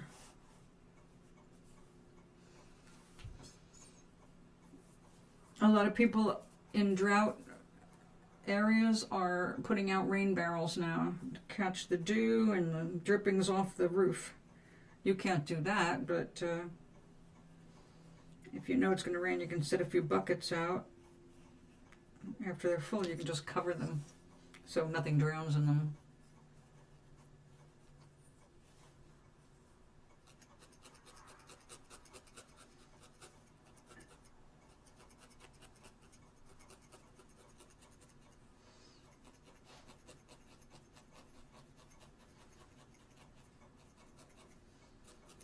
I had these composters for a while. They turned out to not be a good idea. They were black plastic. I forget what kind of plastic, but it was supposed to be a safe plastic, and it was. 55-gallon barrels with air holes. And you put your stuff in there, and you rolled it around to mix it up, which I felt I can do that. And I did. And it was not as hard or as easy as it seemed, because my place was on a rise and then a slope. And on that slope, on one side I had an herb bed that was on a slant, and then we had a walkway that went down to the field. Well, I would just take that barrel and knock it over on its side because it was heavy. Full of composting material, right? And water. You have to keep it moist but not wet. I would just push it and it would roll down the hill and then get to the trough and just stop and then push it back up the hill. And I was done for the day. Oh, the hall walks, yeah. A smart cat. Let's go check it out. It's very quiet out here. Very quiet. Time for an inspection. Okay, this film, as long as I move this around and don't stay in one spot, looks like it's working okay. Way better than this white styrofoam. that you'll go through a block with every petal. It's just ridiculous.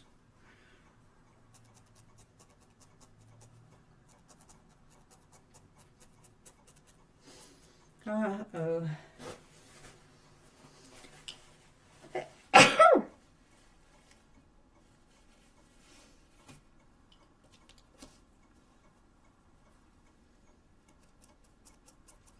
So with a rainy day, you get to rest. What are you going to do today? No planting, don't need to water. Indoor day.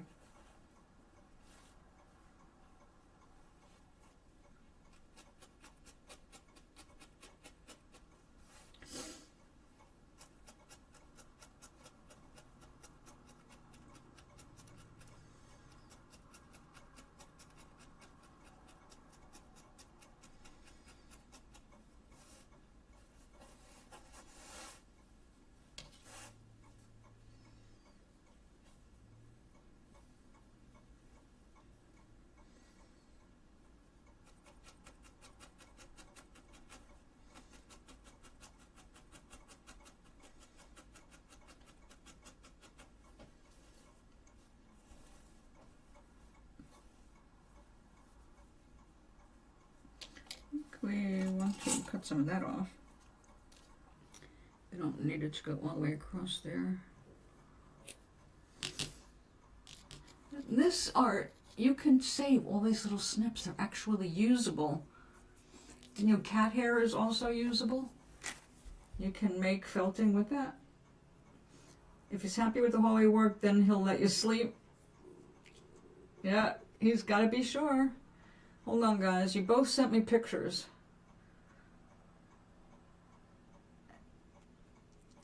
Oh, how cool. Nice. That's a nice, nice stuff to make. That's fun. I make chairs too, but I don't have a craft table. Very cool, Gary. Yeah, that's the kind of thing I'm looking for my book. Oh, I am an old-fashioned girl today. I am a member of the Red Cross. Don't I look pretty?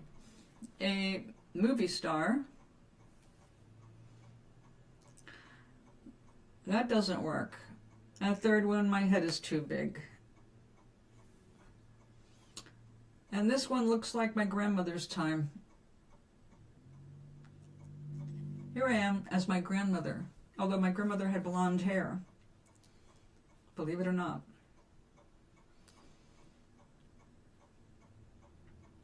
And I've been resting for 2 months, dealing with new issues monthly. It's daily, my dear. It's daily. You're dealing with new issues daily. That's life. It's something new every day. New challenges. We arrange that. But how much you're suffering, now that's optional. Suffering is optional. People don't understand that. When people understand that so much of what we go through is our own attraction, they will start to learn more about how to stop that when it's negative.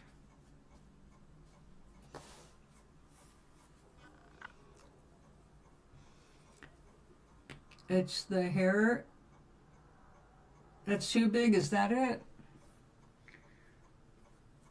It looks a little off there somewhere.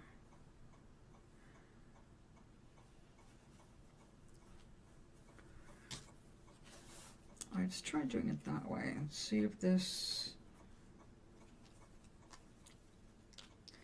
Let's try this way. Trying different things to see how I like this. Like I said, I can't wait to be done with this project. I am not finding this as interesting as I hoped it would be. This is really, I mean, it's cool. If you just keep laying out your wool and stabbing it together, you will end up with whatever you want. You can make a a jacket, a hat, a cape, and it's wool. Now, when I've got this all together, I'm going to hit it with some hot water, and that will be interesting. That may be where it shows up how things shrink. So it might have to do with how I'm laying out the fibers. It probably is. And we'll see what it does. So when you shrink it, it poofs up. Now, I don't know, I've done this a few times. Actually, I did it to a whole wardrobe one winter when I was 16 or 15 and did not know what you do with wool clothes. Nobody gave me instruction, and I washed things in the washing machine in cold water. It turns out if you hit wool, even with cold water, if you're not doing it right, it's thick. So I ended up with a whole wardrobe that was shrunk down to doll size, because, you know, I've never been that big. So, of course, I learned my lesson, but I lost a lot of nice clothes. I tried so hard to get those things stretched back out. It's like, no, wool doesn't like that treatment. But when you felt it, like if you make slippers, felt slippers to shape your feet, that felting is going to be extremely warm and comfortable.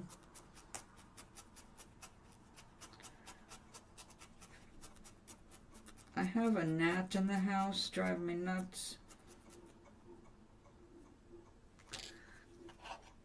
Now, the last time I came here with a cup of tea, I put it down, and before I could take my first sip, dead. I got rid of that one. Unfortunately, I also had to dump my tea.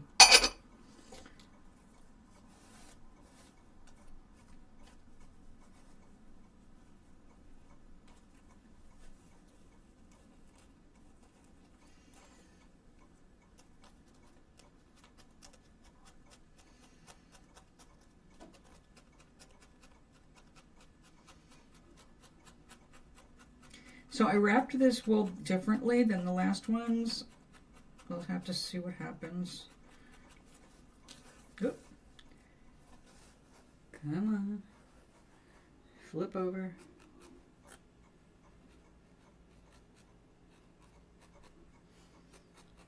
Now, the only person I ever watched do this was a woman who was doing adorable, tiny little animals. Mostly birds, because we were at the Audubon. That's what made me interested in trying this in the first place years ago. But instead, I was focused on making yarn, spinning wool. The wool I have right now was purchased for the purpose of spinning my own yarn. Because if you live on a farm, spinning is a really good idea.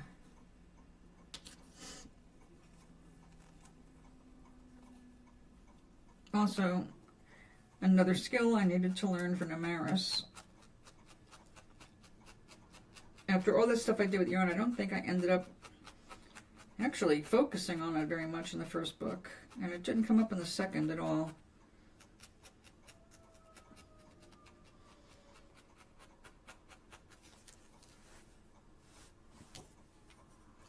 Coffee time!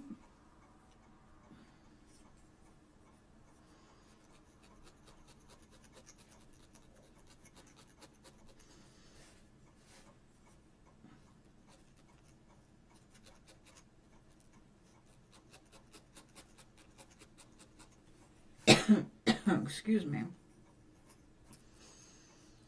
And I may not really enjoy wearing wool sweaters without something underneath it, but I'm not allergic to wool, so it's not bothering me to handle it. I just wouldn't want to wear it.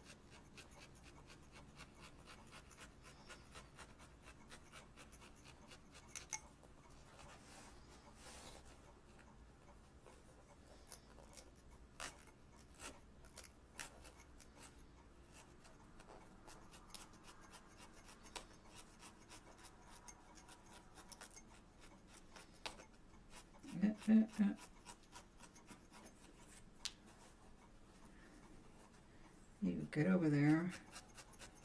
A definition of the leaf.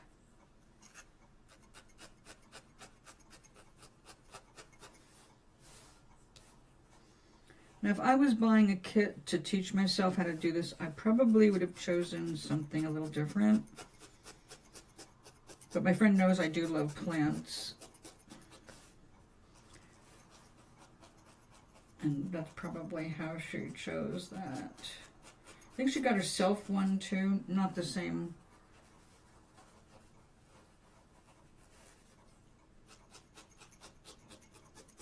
She made a penguin that came out really cute.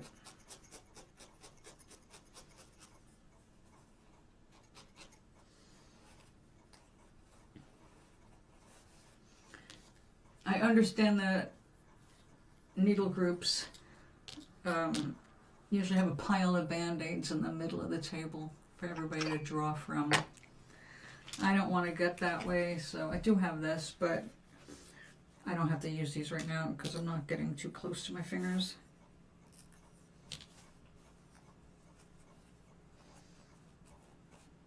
So Gary, what are you doing for the rest of the day?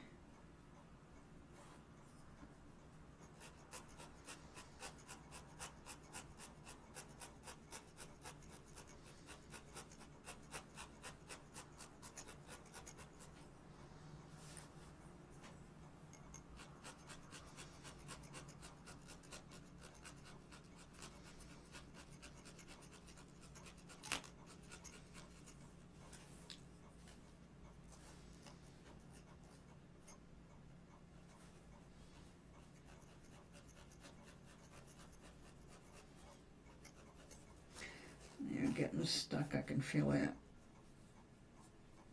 Okay, let's move you over a little. The sun hasn't come out. Wow. Oh yeah, you got storm clouds overhead, of course.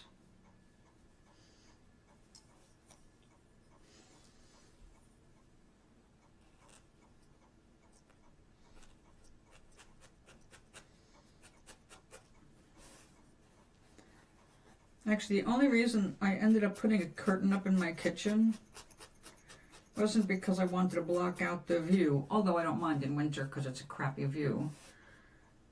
It was because when I would get up in the morning in the summer and I go to the bathroom, the sunrise hits me square in the eyes when I'm sitting on the toilet. I mean, like blinding. I feel like a vampire waking up in sunny Spain. Animal Crossing harvesting free.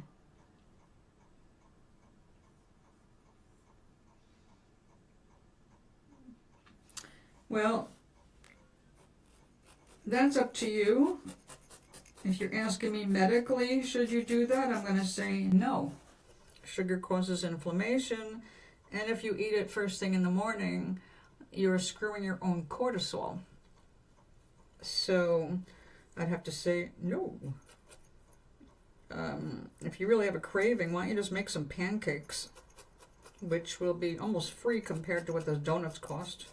And you can control the ingredients and know what you're eating instead of eating a bunch of things you can't pronounce.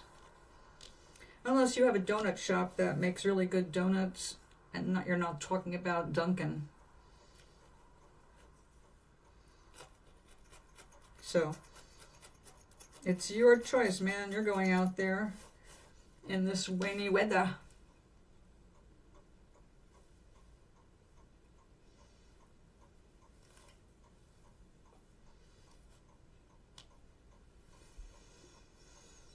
And, you know, I bought some cookies last week because of a sale, and I was lucky, and 2 of the 3 were not in stock, so I didn't get them. Because I am trying to cut back on sugar because of inflammation. We don't want inflammation. That's the evil. But generally now that I know how to make cake mix cookies, I have no excuse. there's just no excuse or reason to buy cookies. I can make good cookies at home. Me and Betty Crocker and a couple of eggs and coconut oil, and I've got a bunch.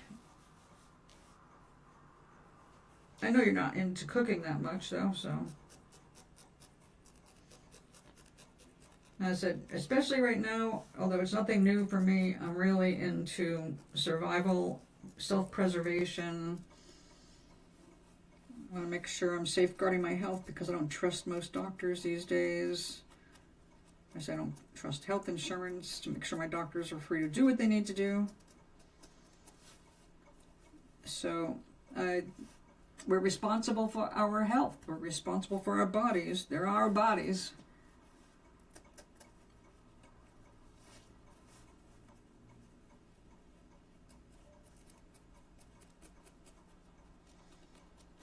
That's it. I love donuts. I just, I think that they're charging way too much money for complete crap. And if I'm going to interfere with my enzymes and all that, my sugar, my pancreas, my liver, I think I want something I can really feel guilt-free enjoying. Now, one of the things I've had a craving to make lately are hot cakes, hoe cakes, Johnny cakes, corn cakes.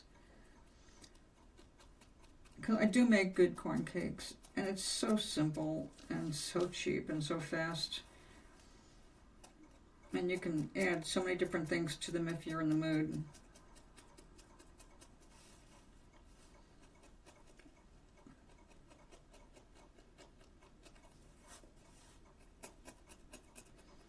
Gary, you never mentioned if you remember people eating poke salad when you were growing up.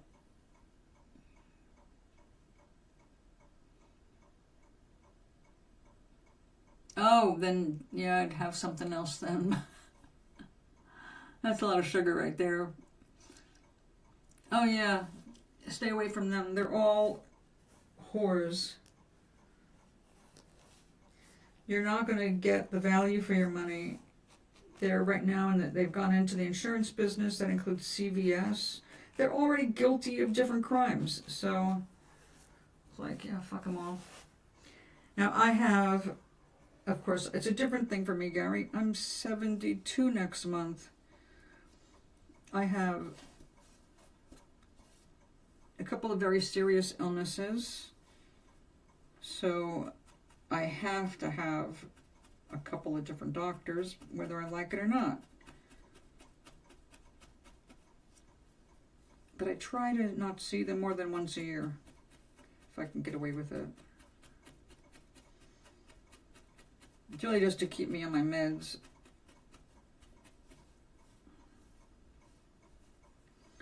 Okay, we're getting somewhere.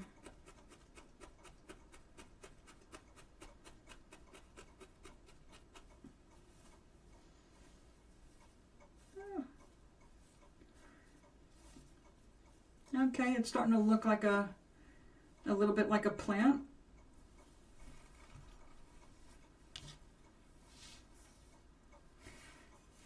Don't knock that over. Got my vitamin pill there.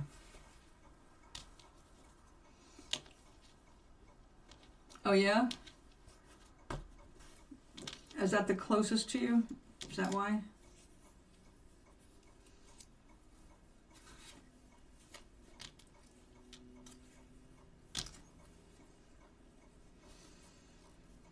I used to like them, but they started playing games with their vaccinations and their fees,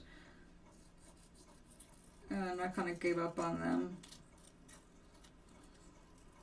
CVS, when I saw what they were charging, like I get these, lidocaine patches, and they can be very helpful as long as you're not too fat. It doesn't work as well on fat people because the lidocaine has to get through the fat to get to a muscle. So it's a little different. But I'm very skinny, and pretty much everywhere I need a patch, it goes. But anyway, my local pharmacy Now, when you get charged, that's when you're on insurance, right? It shows what the insurance was charged, how much of it was covered, yada yada. Well, I noticed that with my local pharmacy, when I get my order of patches, they're billing the insurance $235, which is a lot of money, but it's 3 boxes, which is theoretically enough to get me through a couple of months, just about a couple of months. Yeah, they're screwing you over. They're very, very, very, they do the same. Okay, CVS is a lot like TJ Maxx with that. Anyway, I forgot what I was trying to say. I looked up and saw your writing, and I shouldn't do that when I'm trying to talk, when I finish a thought. Oh, okay, CVS. It turned out that there's 2 suppliers or makers of these patches that are most often used. Everybody has their own warehouses, and they stock their warehouse with whatever the deal of the month is. So when I was getting my patches from the smaller pharmacy, they ended up with a batch that was crap, where like it's a patch that goes on your skin, and it's a little bit of felt-like material, and then it's covered in a goop that slowly goes into your body when you put the patch on over 12 hours. Well, if they're not well done and they roll over it, all of the goo goes out to the sides, and then when you try to take it out of the package, it's like snot all over the sides. Waste of money, because half your hours just disappeared inside the package. So I try to get this other specific brand. So this month they did have the right brand at my small pharmacy, but I had to get it from CVS a couple of times, and I saw what they were charging for the same shit. $1,200 for 3 boxes. Okay, that's what CVS was charging my insurance for something that somebody else was able to supply for $250. So what kind of crap is going on there? It's the same thing. It costs the same. Whichever one they go with, it's the same. So it just depends on what they got a deal on to put in their warehouse for that time. And so my pharmacy that I use regularly, because they deliver, they are using the patches that I like. So I just have them deliver, and they're not overcharging my insurance company. But CVS, that's what runs up our insurance premiums, all that rip-off stuff. What am I way of making things? Make my own ice cream or soda or donuts. Well, that's not hard to do. Ice cream is simply heavy cream. You get your whipping cream and you whip it into whipped cream, and you whip your flavors into it. You cover it in a bowl with saran wrap that touches it, and put it in your freezer, and in a few hours you will have ice cream. And if you tell me what favorite flavor you want to do it, I can possibly tell you a way to achieve that flavor. Now, there are ice cream machines, and then there are custards. Ice cream you need to boil when you create a custard with eggs and cream on your stovetop, and then you put it into a machine that keeps it rotating and freezing a little bit at a time. There's lots of ways. YouTube is a wealth of information for how to make things yourself. Donuts are another story altogether. And with your diet, I don't know why you would want to make your own donuts, unless you're talking about baked donuts. You can do that. But if you're going to go for the deep fry, you're going to fill your house with the fumes of hot oil that sticks to everything, including your lungs. I don't really recommend deep frying indoors, unless you have a vent taking it right away. I want to talk about, oh yeah, never. It's, once you've made your own food, it's so much better, isn't it? It's worth the effort. When I would make tacos for us, because Glenn and I love tacos, I would just get a bunch of little containers, So we had enough stuff for a couple of days. I'd chop up a bunch of onion, cilantro, whatever. And it all went in its own little container that you just take the lid off to make your taco and then cover it back up. And for your taco meat, you can use ground turkey if you don't want to use beef. And you just cook that up and you put that in a container. So you'll get, like, for one day of work, and that doesn't take a whole day, you know, you're just chopping some veg, and then all you gotta do is get your grated cheese, etc., and you put it all together yourself. You're gonna have something much healthier, much more delicious, and fresh. Even if you make enough chopped veg for a couple of days, it's still gonna be good in the fridge.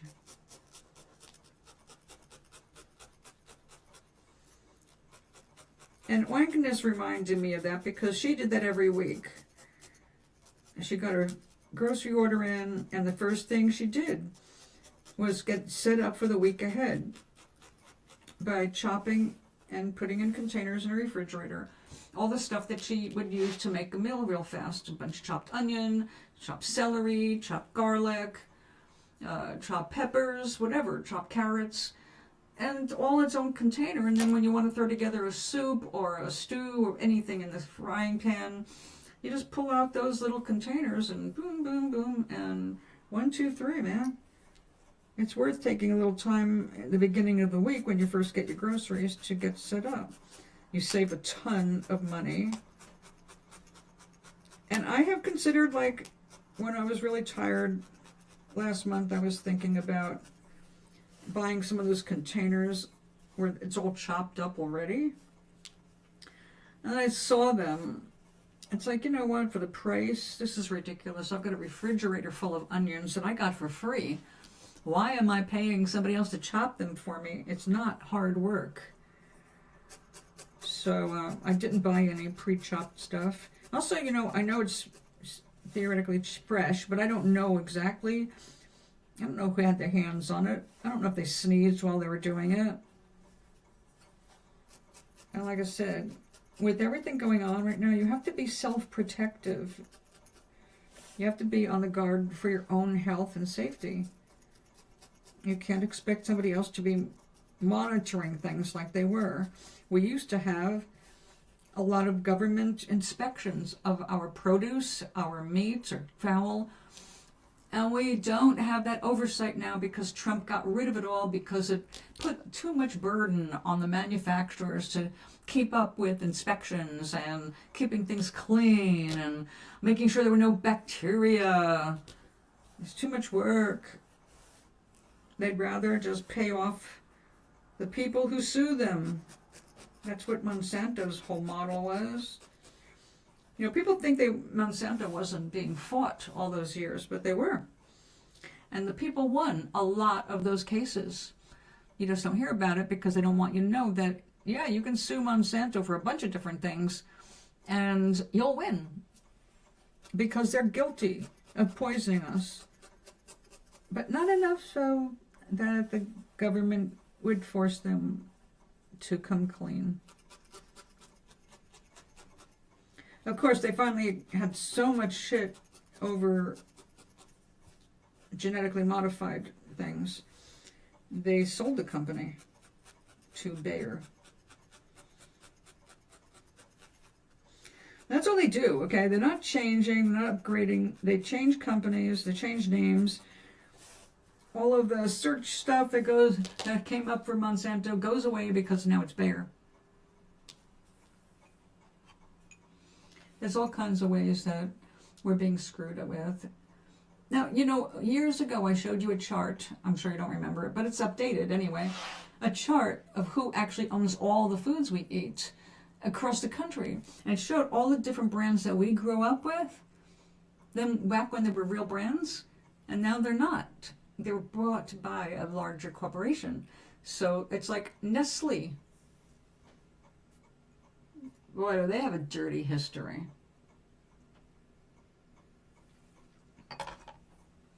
So we have to, you know, think before we eat, think before you eat. You want to be healthy. You're not going to be healthy eating the stuff that they're making for you. And I saw my own health go down when I kind of got dependent on frozen foods after the divorce. When I was living in other people's houses, I did not want to make a mess. I didn't want to fill up the refrigerator with my stuff because I felt like, partly an intruder because, I'd gone from homeless to place to crash until I could find a new place to live. So I bought a lot of frozen meals, and frankly, that's definitely not the way I like to live. But it was convenient, it was fast, they gave me freezer space. As a matter of fact, the last person I had, not the last, but the one before that, they had a freezer in the basement that was empty, and I was able to fill it up with food for me. But my health definitely went downhill when I was living with that, like that.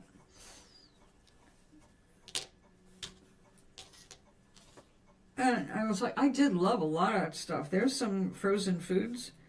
They're really tasty. There was one, something fired steak. It turned out that was really delicious. They had a sauce. Oh, I couldn't wait to eat more of that sauce. Then, luckily for me, they outpriced themselves. I couldn't afford them anymore. That really turned out to be for the best for my health. Man, I love this purple, but I have no idea why there's almost as much purple as there was green. Obviously, we're not using all that much purple. That's so strange.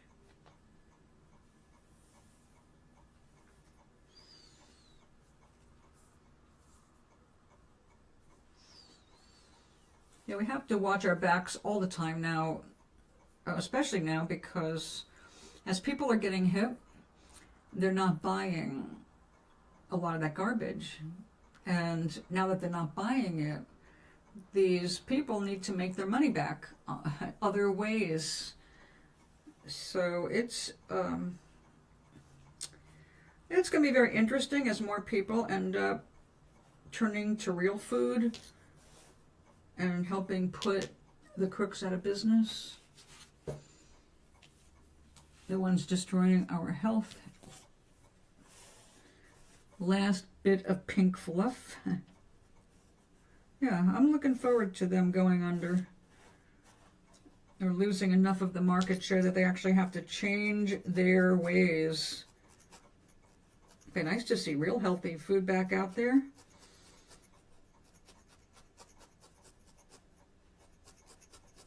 But my interest has been the same. That's why I learned how to make things out of cornmeal. Cornmeal in boiling water makes an instant patty. It makes a dough. You can drop it onto a hot pan. You can thin it out and make it more like a tortilla. Just boiling water and cornmeal and, of course, salt. Other flavorings and things if you want to add them, but that's 2 ingredients, and it could not be simpler. I mean, the dumbest person on the planet can do that. But as soon as you make one, you realize, well, this would be good if I cut up some bacon or something and toss that in there. Or I did it with some roasted bell peppers because I made them for my friend Gloria, and I did not want her having anything hard to digest. So I roasted in my air fryer a whole bell pepper after I took the center out.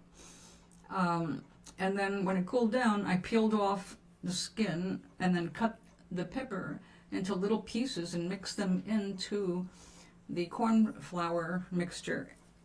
It was good. Oh, and some little pieces of onion. And suddenly you realize that it didn't cost more than a few cents, actually, to make a big meal and more than you can eat. So you feel empowered when you manage to do things like that.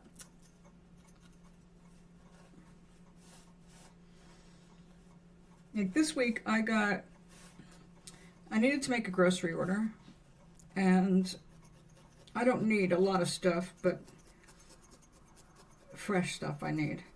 So I needed some chicken. I needed some meat. But what I really wanted was lamb. Because sometimes my body just craves it, and I don't know why, but if I get the lamb signal, I'd like to eat a little lamb. No offense to little lambs. But the last time I tried to order lamb, they were out of everything except leg of lamb, which I did not want. And finally, out of desperation last week, I ordered a rack of lamb and lamb chops. And I wrote, any lamb chops. I'm trying to get lamb chops, but no leg of lamb. And for the first time, they actually had the lamb chops and the rack of lamb. Now, rack of lamb is, oh, it's delicious, but it's very expensive. And I'm looking at this, I'm going, when I go in the grocery store, I'm like, I'm not buying that. Medium raining and cold rain. They're probably smoking. When you see people standing out in the rain, they have a bad habit. We had below zero temperatures this morning, and I saw my neighbors because the woman must have her cigarettes a lot of times during the day. Matter of fact, the only time I see them is when they're going back and forth for cigarettes, and her husband goes with her to keep her company. And they're out there in this wind, this freaking freezing wind, because addictions are like that. If I was still smoking, I'd be out there too. Actually, probably not. I'd try to find a way to smoke indoors without anybody knowing.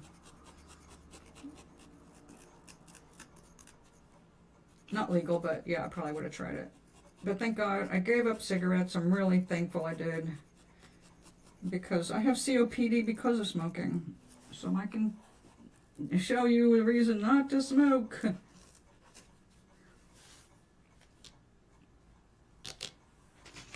All right, finally, I think this is, oh no, oh, that's for the ball. Oh no, I think, oh my God. I want this to be the last one. I'm tired of it. Anyway, when you learn to make something for yourself and you look at the price and the value, it's like, okay, for $2, I just got everything I need to make 3 meals. Easy meals. Or I just spend $5 on a frozen meal, which I have done, because I did not want to deal with this. And so I did. I bought expensive stuff I really did not need.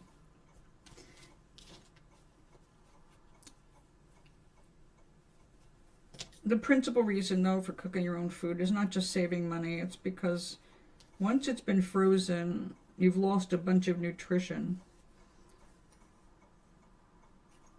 Not when you go like a farmer. It's not like freezing your corn. Actually, canned corn is the best.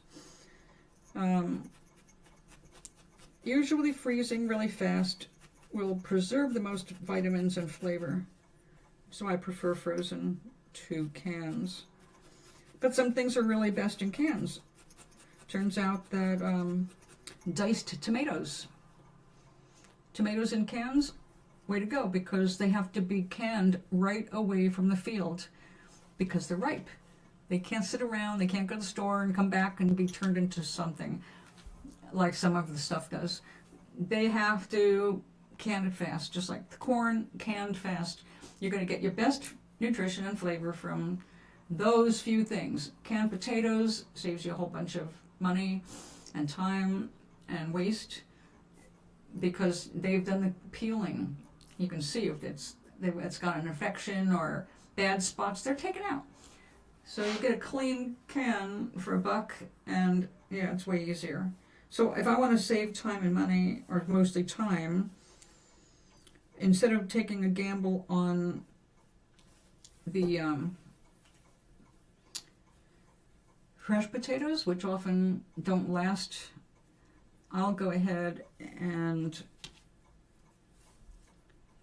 get canned. I use fresh too, of course. I know, right? I understand now. When I was smoking and people would go, I was kind of like, oh, they're exaggerating. But they were not exaggerating. It is so gross when you've stopped smoking and then you smell it. Well, I discovered that at first it didn't bother me to be around smokers. I didn't get a desire to smoke. I was done with it for real because my subconscious mind accepted the fact. But over time, it's gotten worse and worse. If I can tell anybody on this floor if they puff a cigarette, I can tell when I walk by the door. It's like, and sometimes it's really bad. And it's enough to choke you. And I just never thought of that because when you're a smoker, number one, I think because it was accepted more and actually encouraged when we were younger. I was a teenager on my own when they came out with Eve and Virginia Slims, menthol, and all of the hype to get women to smoke. Because women were not the big smokers. And then women looking for ways to express their feeling more like they were free and independent, they basically were trained psychologically to believe that they were more independent and more of the now woman if they started smoking. That's why they made Eve cigarettes. It's hard to quit. Yeah, I know it is. You have to convince your subconscious mind. I don't like being around others. Well, I don't like to be around anybody smoking. The smell is just disgusting. People don't even realize that even when they come inside from after smoking, they get in the elevator reeks. Their skin reeks, their hair reeks, their clothes reek. It's just disgusting. And I'm sorry to say that. I tried to always be considerate of others. Like I wouldn't smoke near somebody who was a non-smoker who said they didn't like the smell. But I think the bigger people who don't like it are the ex-smokers. Like once you have quit, you're done. Now my quitting the second time, although I had already planned on it, the way it happened was actually accidental. And it taught me how powerful the subconscious mind is and why we need to teach our subconscious minds.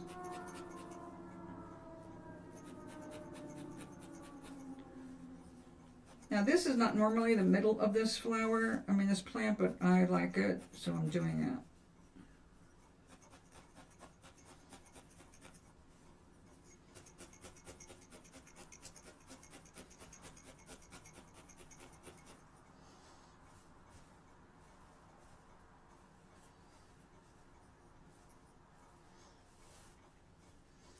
All right, so they said to make that stay in there, you have to make a little ball.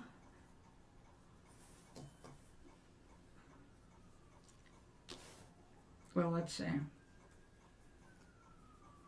You don't like being around others when you smoke, you mean? Or you just don't like being around others? Which is a bad thing if you're in retail. That gets tricky.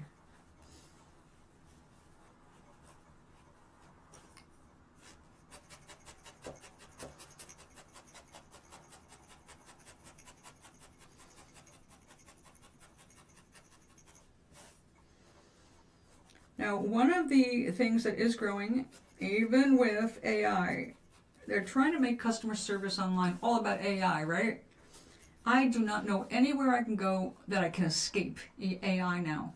Walmart has their own AI. My health company has their own AI. Everything is, you don't get a human right away, you get AI. Same thing with Xfinity and Comcast. You've got a problem, you've got to go through the AI first. And if AI can't resolve your problem, then they'll let you talk to a real person. Well, they're still hiring real people. And you really do need to be patient to be in any kind of customer service, you know that. But that course I was telling you about, the free courses I was taking online in customer service, they're very helpful for landing a job in customer service, because those people are all over the world. Doesn't matter where headquarters is, people are getting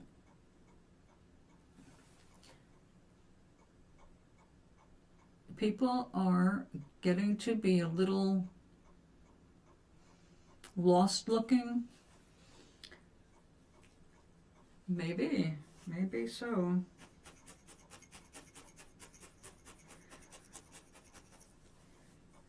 I can't say I see much of that because, well, I don't hang out anywhere except here. When I go out, I have specific reasons for it. I don't have a car anymore, so I don't wander around just exploring like I used to. And I do miss that. But I've got so much to do, you know, at this point in my life. There's some things are just not that important anymore.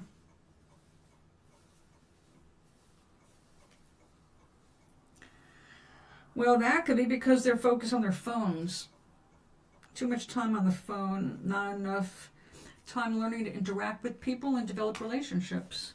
It's all now long distance.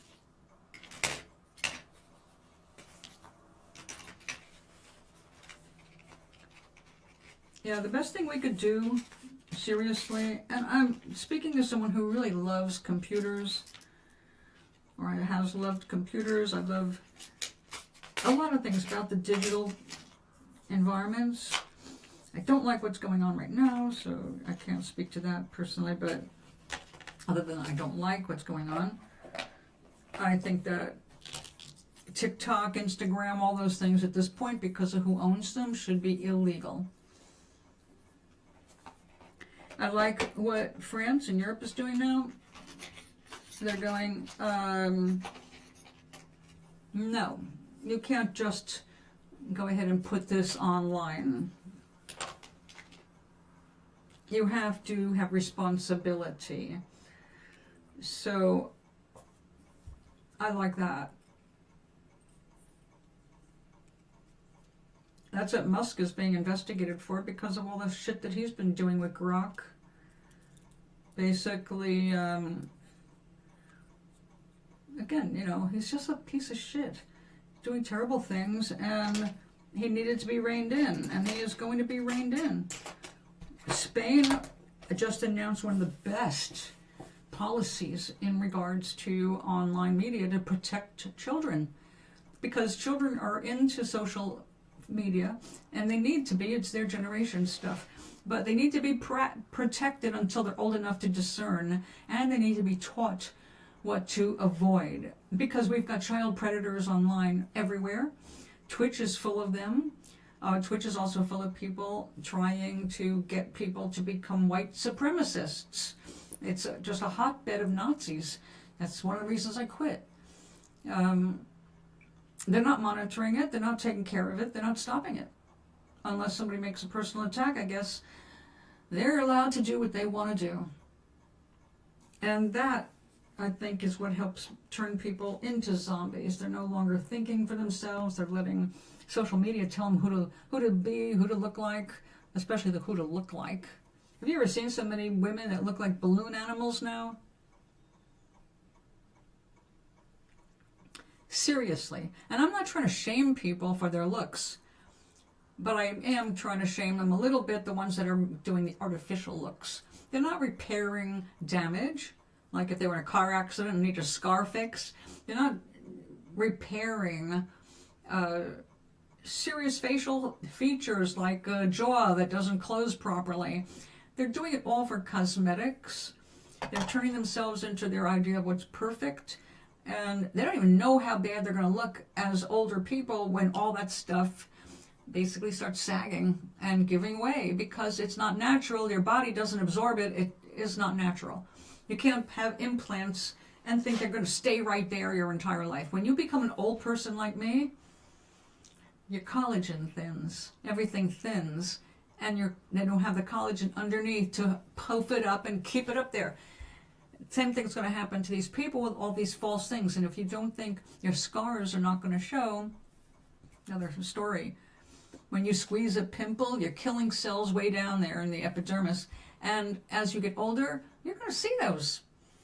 It just doesn't heal away and disappear forever. Your damages will show up. That your skin is the bark of your tree. And your bark will show what your reality was. But don't worry about other people being zombie-like. Be concerned that you could become one of them.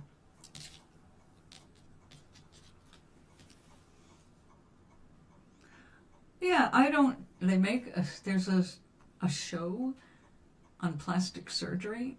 Well, there's one on popping pimples, so why not?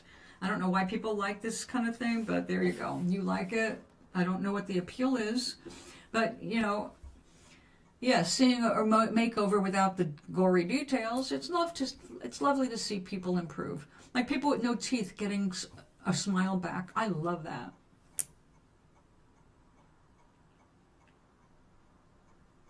Actually, Plan B is a good idea since the sun is so toxic. It's the number. What, skin cancer? What's the number now? Is it the number 2 cancer killing people? The same station? Oh God. What station is that? So I never go near it? I don't watch TV, so I don't really need to know. But that's weird.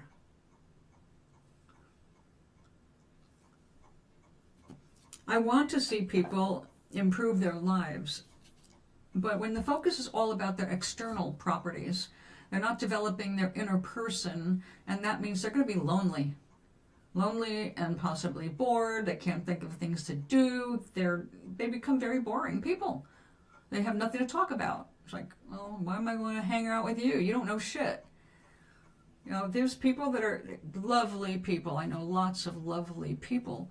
They're also lovely and boring as all get out. And I don't want to be around them. I mean, briefly, fine. But they've got no interests, nothing to talk about. What they do is gossip because they can't think of anything to say that doesn't involve other people. It's boring. TLC. What is TLC? Is that Turner?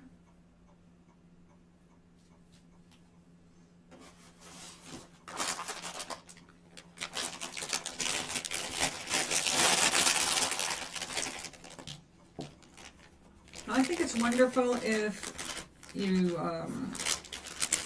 have a need for plastic surgery. I mean, a need, like you said, like a broken nose, or you've been in a car accident. Matter of fact, the woman that Glenn cheated on me with had been in an accident when she was young. And although she was fine to look at as an older woman, when she was younger, I guess, she got glass embedded all over her face.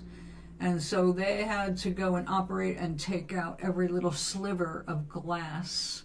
Now, it must have been before they made the safety shields that we have, because now a windshield just turns into little cubes, and that's safety glass. But she ended up with a mess on her face that they had to repair. Tender, loving care. I know, that's how I always think of, but the Learning Channel, okay. Yeah, gossip is very unhealthy. And I don't want to be around people just sitting there gossiping for obvious reasons. It's a bummer. I don't care what people are doing in their private life. And if I don't witness something, then it's not real. Because I have seen things in this apartment building move through the building faster than fire and be wrong. Because somebody didn't understand what they were seeing. They gave their interpretation to somebody else with a mouth, and then it traveled. All right, so like my autistic friend, he's a sweetheart, but he's autistic, and there are a lot of things on an emotional level he doesn't grasp, he doesn't pick it up. He's not really great at reading facial cues, okay? He's a little bit like Sheldon, except not that smart. So if he observes things or hears a little bit, he can go off in a rage emotionally and tell somebody what he thinks he saw or his reaction, and he's wrong. He perceived this much of a larger situation, and then the situation would blow up because he would tell that little story that was not accurate to the person who talks to everybody all the time, every day.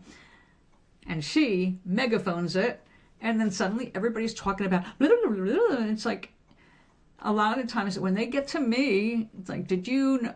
It's like, okay, where did that come from? We didn't get an announcement about it, so where did this come from? Who told you? And when I backtrack it, it's like, oh, wrong information. Even about things that are not important, like our bingo games. For some reason, one of our friends came up with the idea that we were not having bingo one night on a normally scheduled bingo night. And I'm like, okay, I won't go down. And it turned out it was wrong. They did have bingo, and a few of us didn't show up because we were told there wasn't going to be a bingo game. So, you know, you gotta watch things all the time. Okay, so this is, as far as I'm concerned, done. Da-da-da-da, my first felting project. And I'm good enough with that. Now, I could hit it with some hot water and make it shrink up, and that might make it cuter, or it might make it fall off because it's now too small. We're just going to leave it for the moment so I can take a picture of it and send it to my friend who gave me the kit.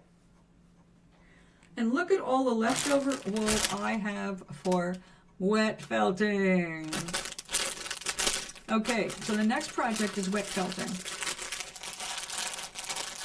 I think I've had enough of stabbing things.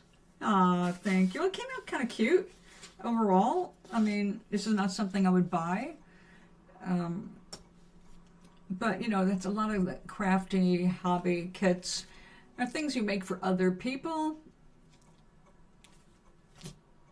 So I will probably donate this to the bingo game. I don't know. I do like the block of wood. It's very nicely sanded and shaped.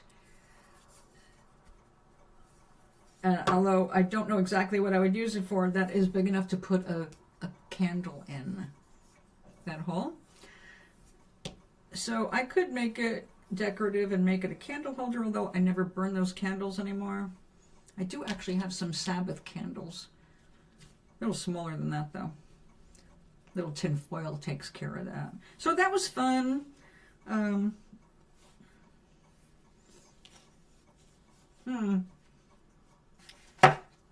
Da-da-da-da.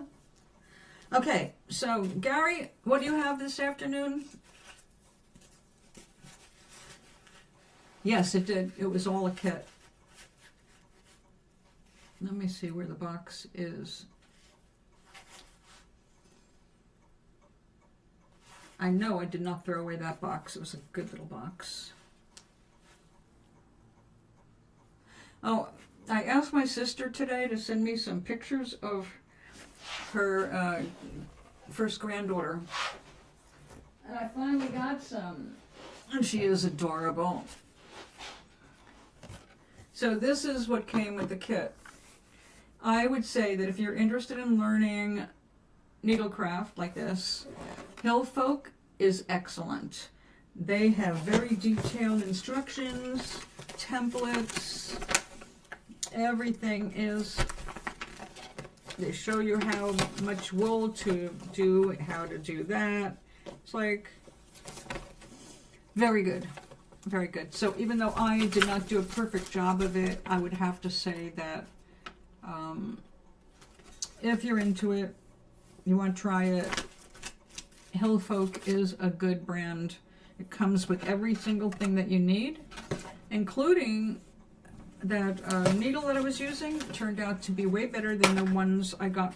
I got a set of points from Michaels, and when you see how tiny they are, it's like, am I really going to sit here and go, probably not. But it will fit in, I guess, a different kind of holder, which I don't have at the moment.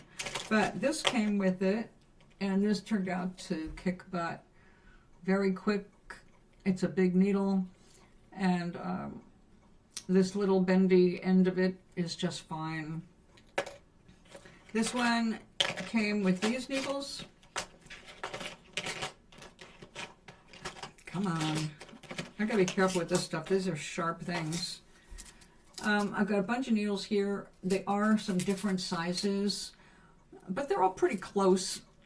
You know, there's nothing here that would make me go, oh, can't use that. They are different lengths. And yeah, the difference with these needles is they're not straight needles. They do come to a very sharp point, but they're triangular and they're barbed so that they grab the hair to shove it down into the other hairs. So this has been a fun experience. I've learned a bunch of little things that will come in handy as I learn more about wet felting. I love that it came with little leather finger covers. That is useful. Now, I think I got a great deal. I got all that other stuff with using my way of shopping at Walmart online. And I got the best price. The set that I ended up getting was originally, what, $32 or $35? And I just kept looking at it and throwing it away. Nope, not going to get it. And I finally got an offer for the exact set I wanted for $15. And that's when I got it. I thought $15 was a reasonable price, especially when you look at this little thing by itself. It's a decent little thing. It even has some overkill, so you can break this up into little... These are normally like tackle boxes. I use a tackle box for my jewelry. I don't use jewelry boxes. I mean, that's all I need for these tools. It's not like a lot of tools for needling. But I don't need that anymore. I did screw up this blue, although there wasn't a lot of it. This blue is supposed to go on the inside of these petals. I've done enough. I want to move on to something I really like. And this, I am going to end up using to pack some painted rocks for my sister. Her birthday is this month. We're going to go out to lunch or dinner at some point to celebrate both our birthdays.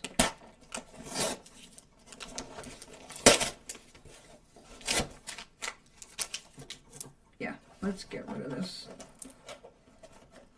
They are very smart packaging. You use the same basic box and just print the label and wrap it. Now you got a nice box.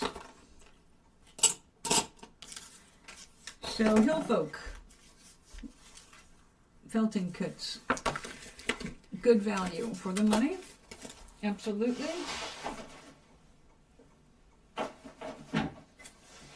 But I don't think she paid more than $10 for this. Probably less. But yeah, that's pretty good.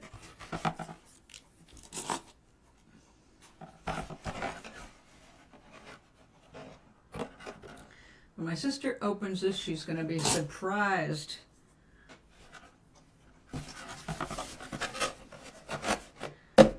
Even though I'm giving them to her, I know they'll be handed down to her granddaughter. Her granddaughter loves these little house rocks that I make.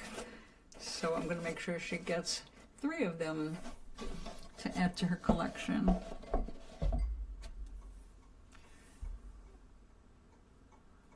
It makes sense. It makes sense. It's got all these different compartments. You can size the compartments depending on where you put your little...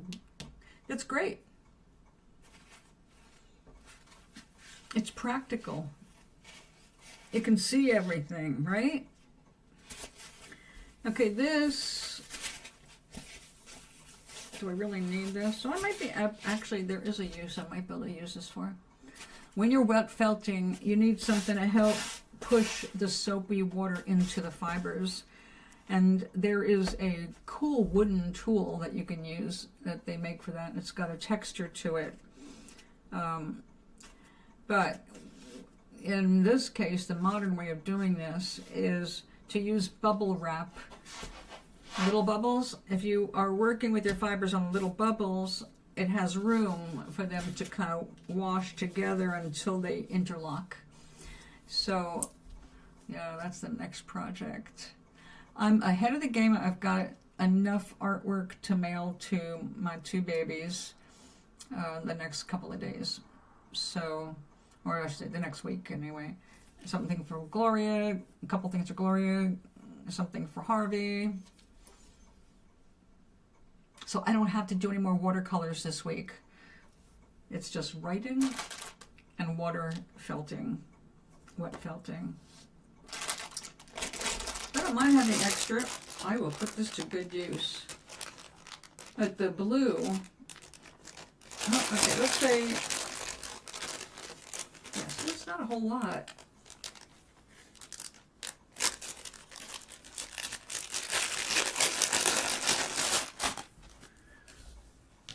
All right, just as an experiment, let's take a look.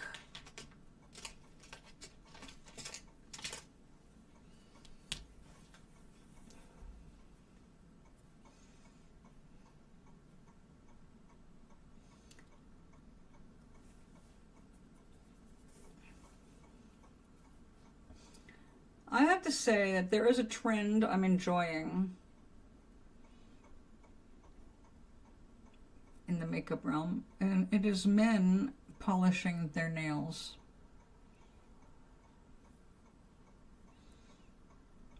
And they're not all gay men. And I even saw, well, he was a comedian, and he was gay, but he had the full-on acrylic nails because why not? I mean, they're so awesome. It's artwork. Right now, mine are just normal orange stained nails, which I will have to cut off. We don't show off my fingernails. They're nowhere, nothing to show off at this point. All right, let's just give this a little shot.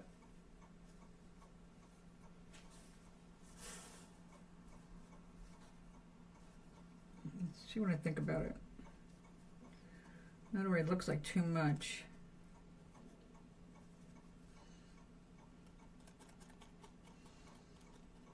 They use like almost no wool.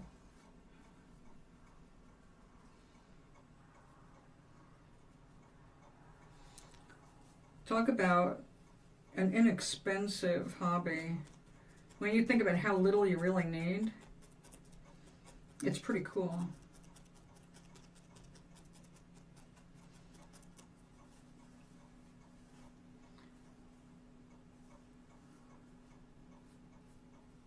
Nah. We'll reserve that for a different project. I think we're just done. Take a picture. I did the obligatory thank you for this gift. I used it. I am done with it. I appreciate it. And now we can put all of these supplies in my new kit. My new kit, it's over there.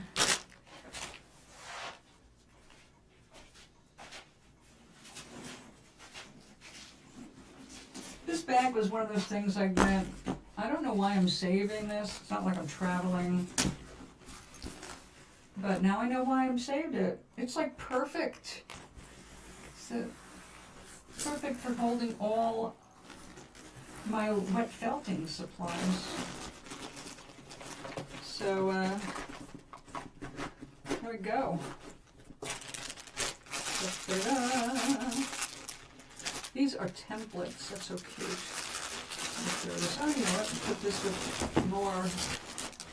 Now look, when you saw how little wool is really needed, you can appreciate how this dense has a lot. There's a lot of wool in that little teeny bag. And all colors.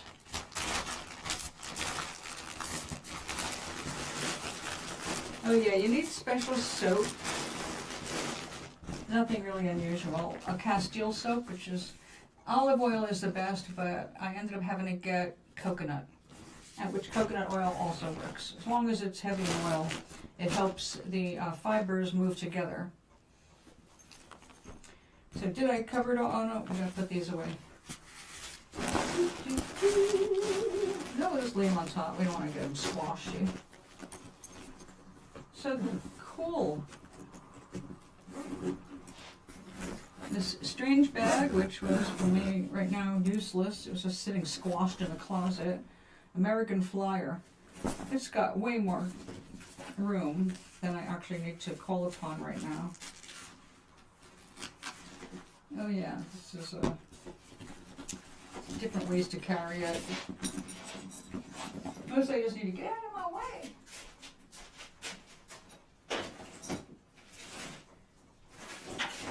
I like when my art supplies do not weigh much. It's raining an ocean out there. Well, that is one of the ways the ocean returns to itself. That was funny, that video you sent me. I couldn't help but chuckle. I've done that. I've opened up doors and windows in the pouring rain and got instantly. Okay, guys, it's 1:23. Oh my goodness, I went over time. I am going to go make myself lunch. And I might be back, I might not. We have inspection again this coming week. So the first inspection was for the building owners to make sure everything is right. This one is the HUD inspection. It comes with an inspector, apartment to apartment. Although the last time they just checked a couple of apartments randomly and left. I'm hoping they do the same thing. But they might go to every single apartment and check them out. If they do that, it's drag. Thank you for being here. Well, let me put up some hearts on your side. Da-da-da.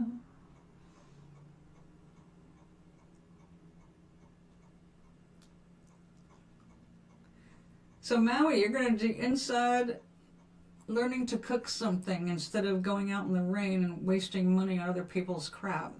Right? Come on. You can do it.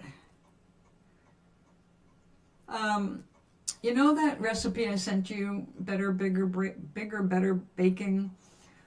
One dough that makes 6 different kinds of bread? That channel is where you want to go if you want fast donuts. Also Emma's Goodies. There are simplified methods for you to make donuts even in the air fryer. So you can look up air fryer donuts, but you will have to be patient because if you want a raised donut, that means you need to use yeast, which you probably don't have on hand, I'm guessing, because you don't bake. You need yeast to raise your donuts. So I would say you're not making donuts today. You can make other things, though, that will feed you well. And I must remind you, I see, please remember to give me a thumbs up.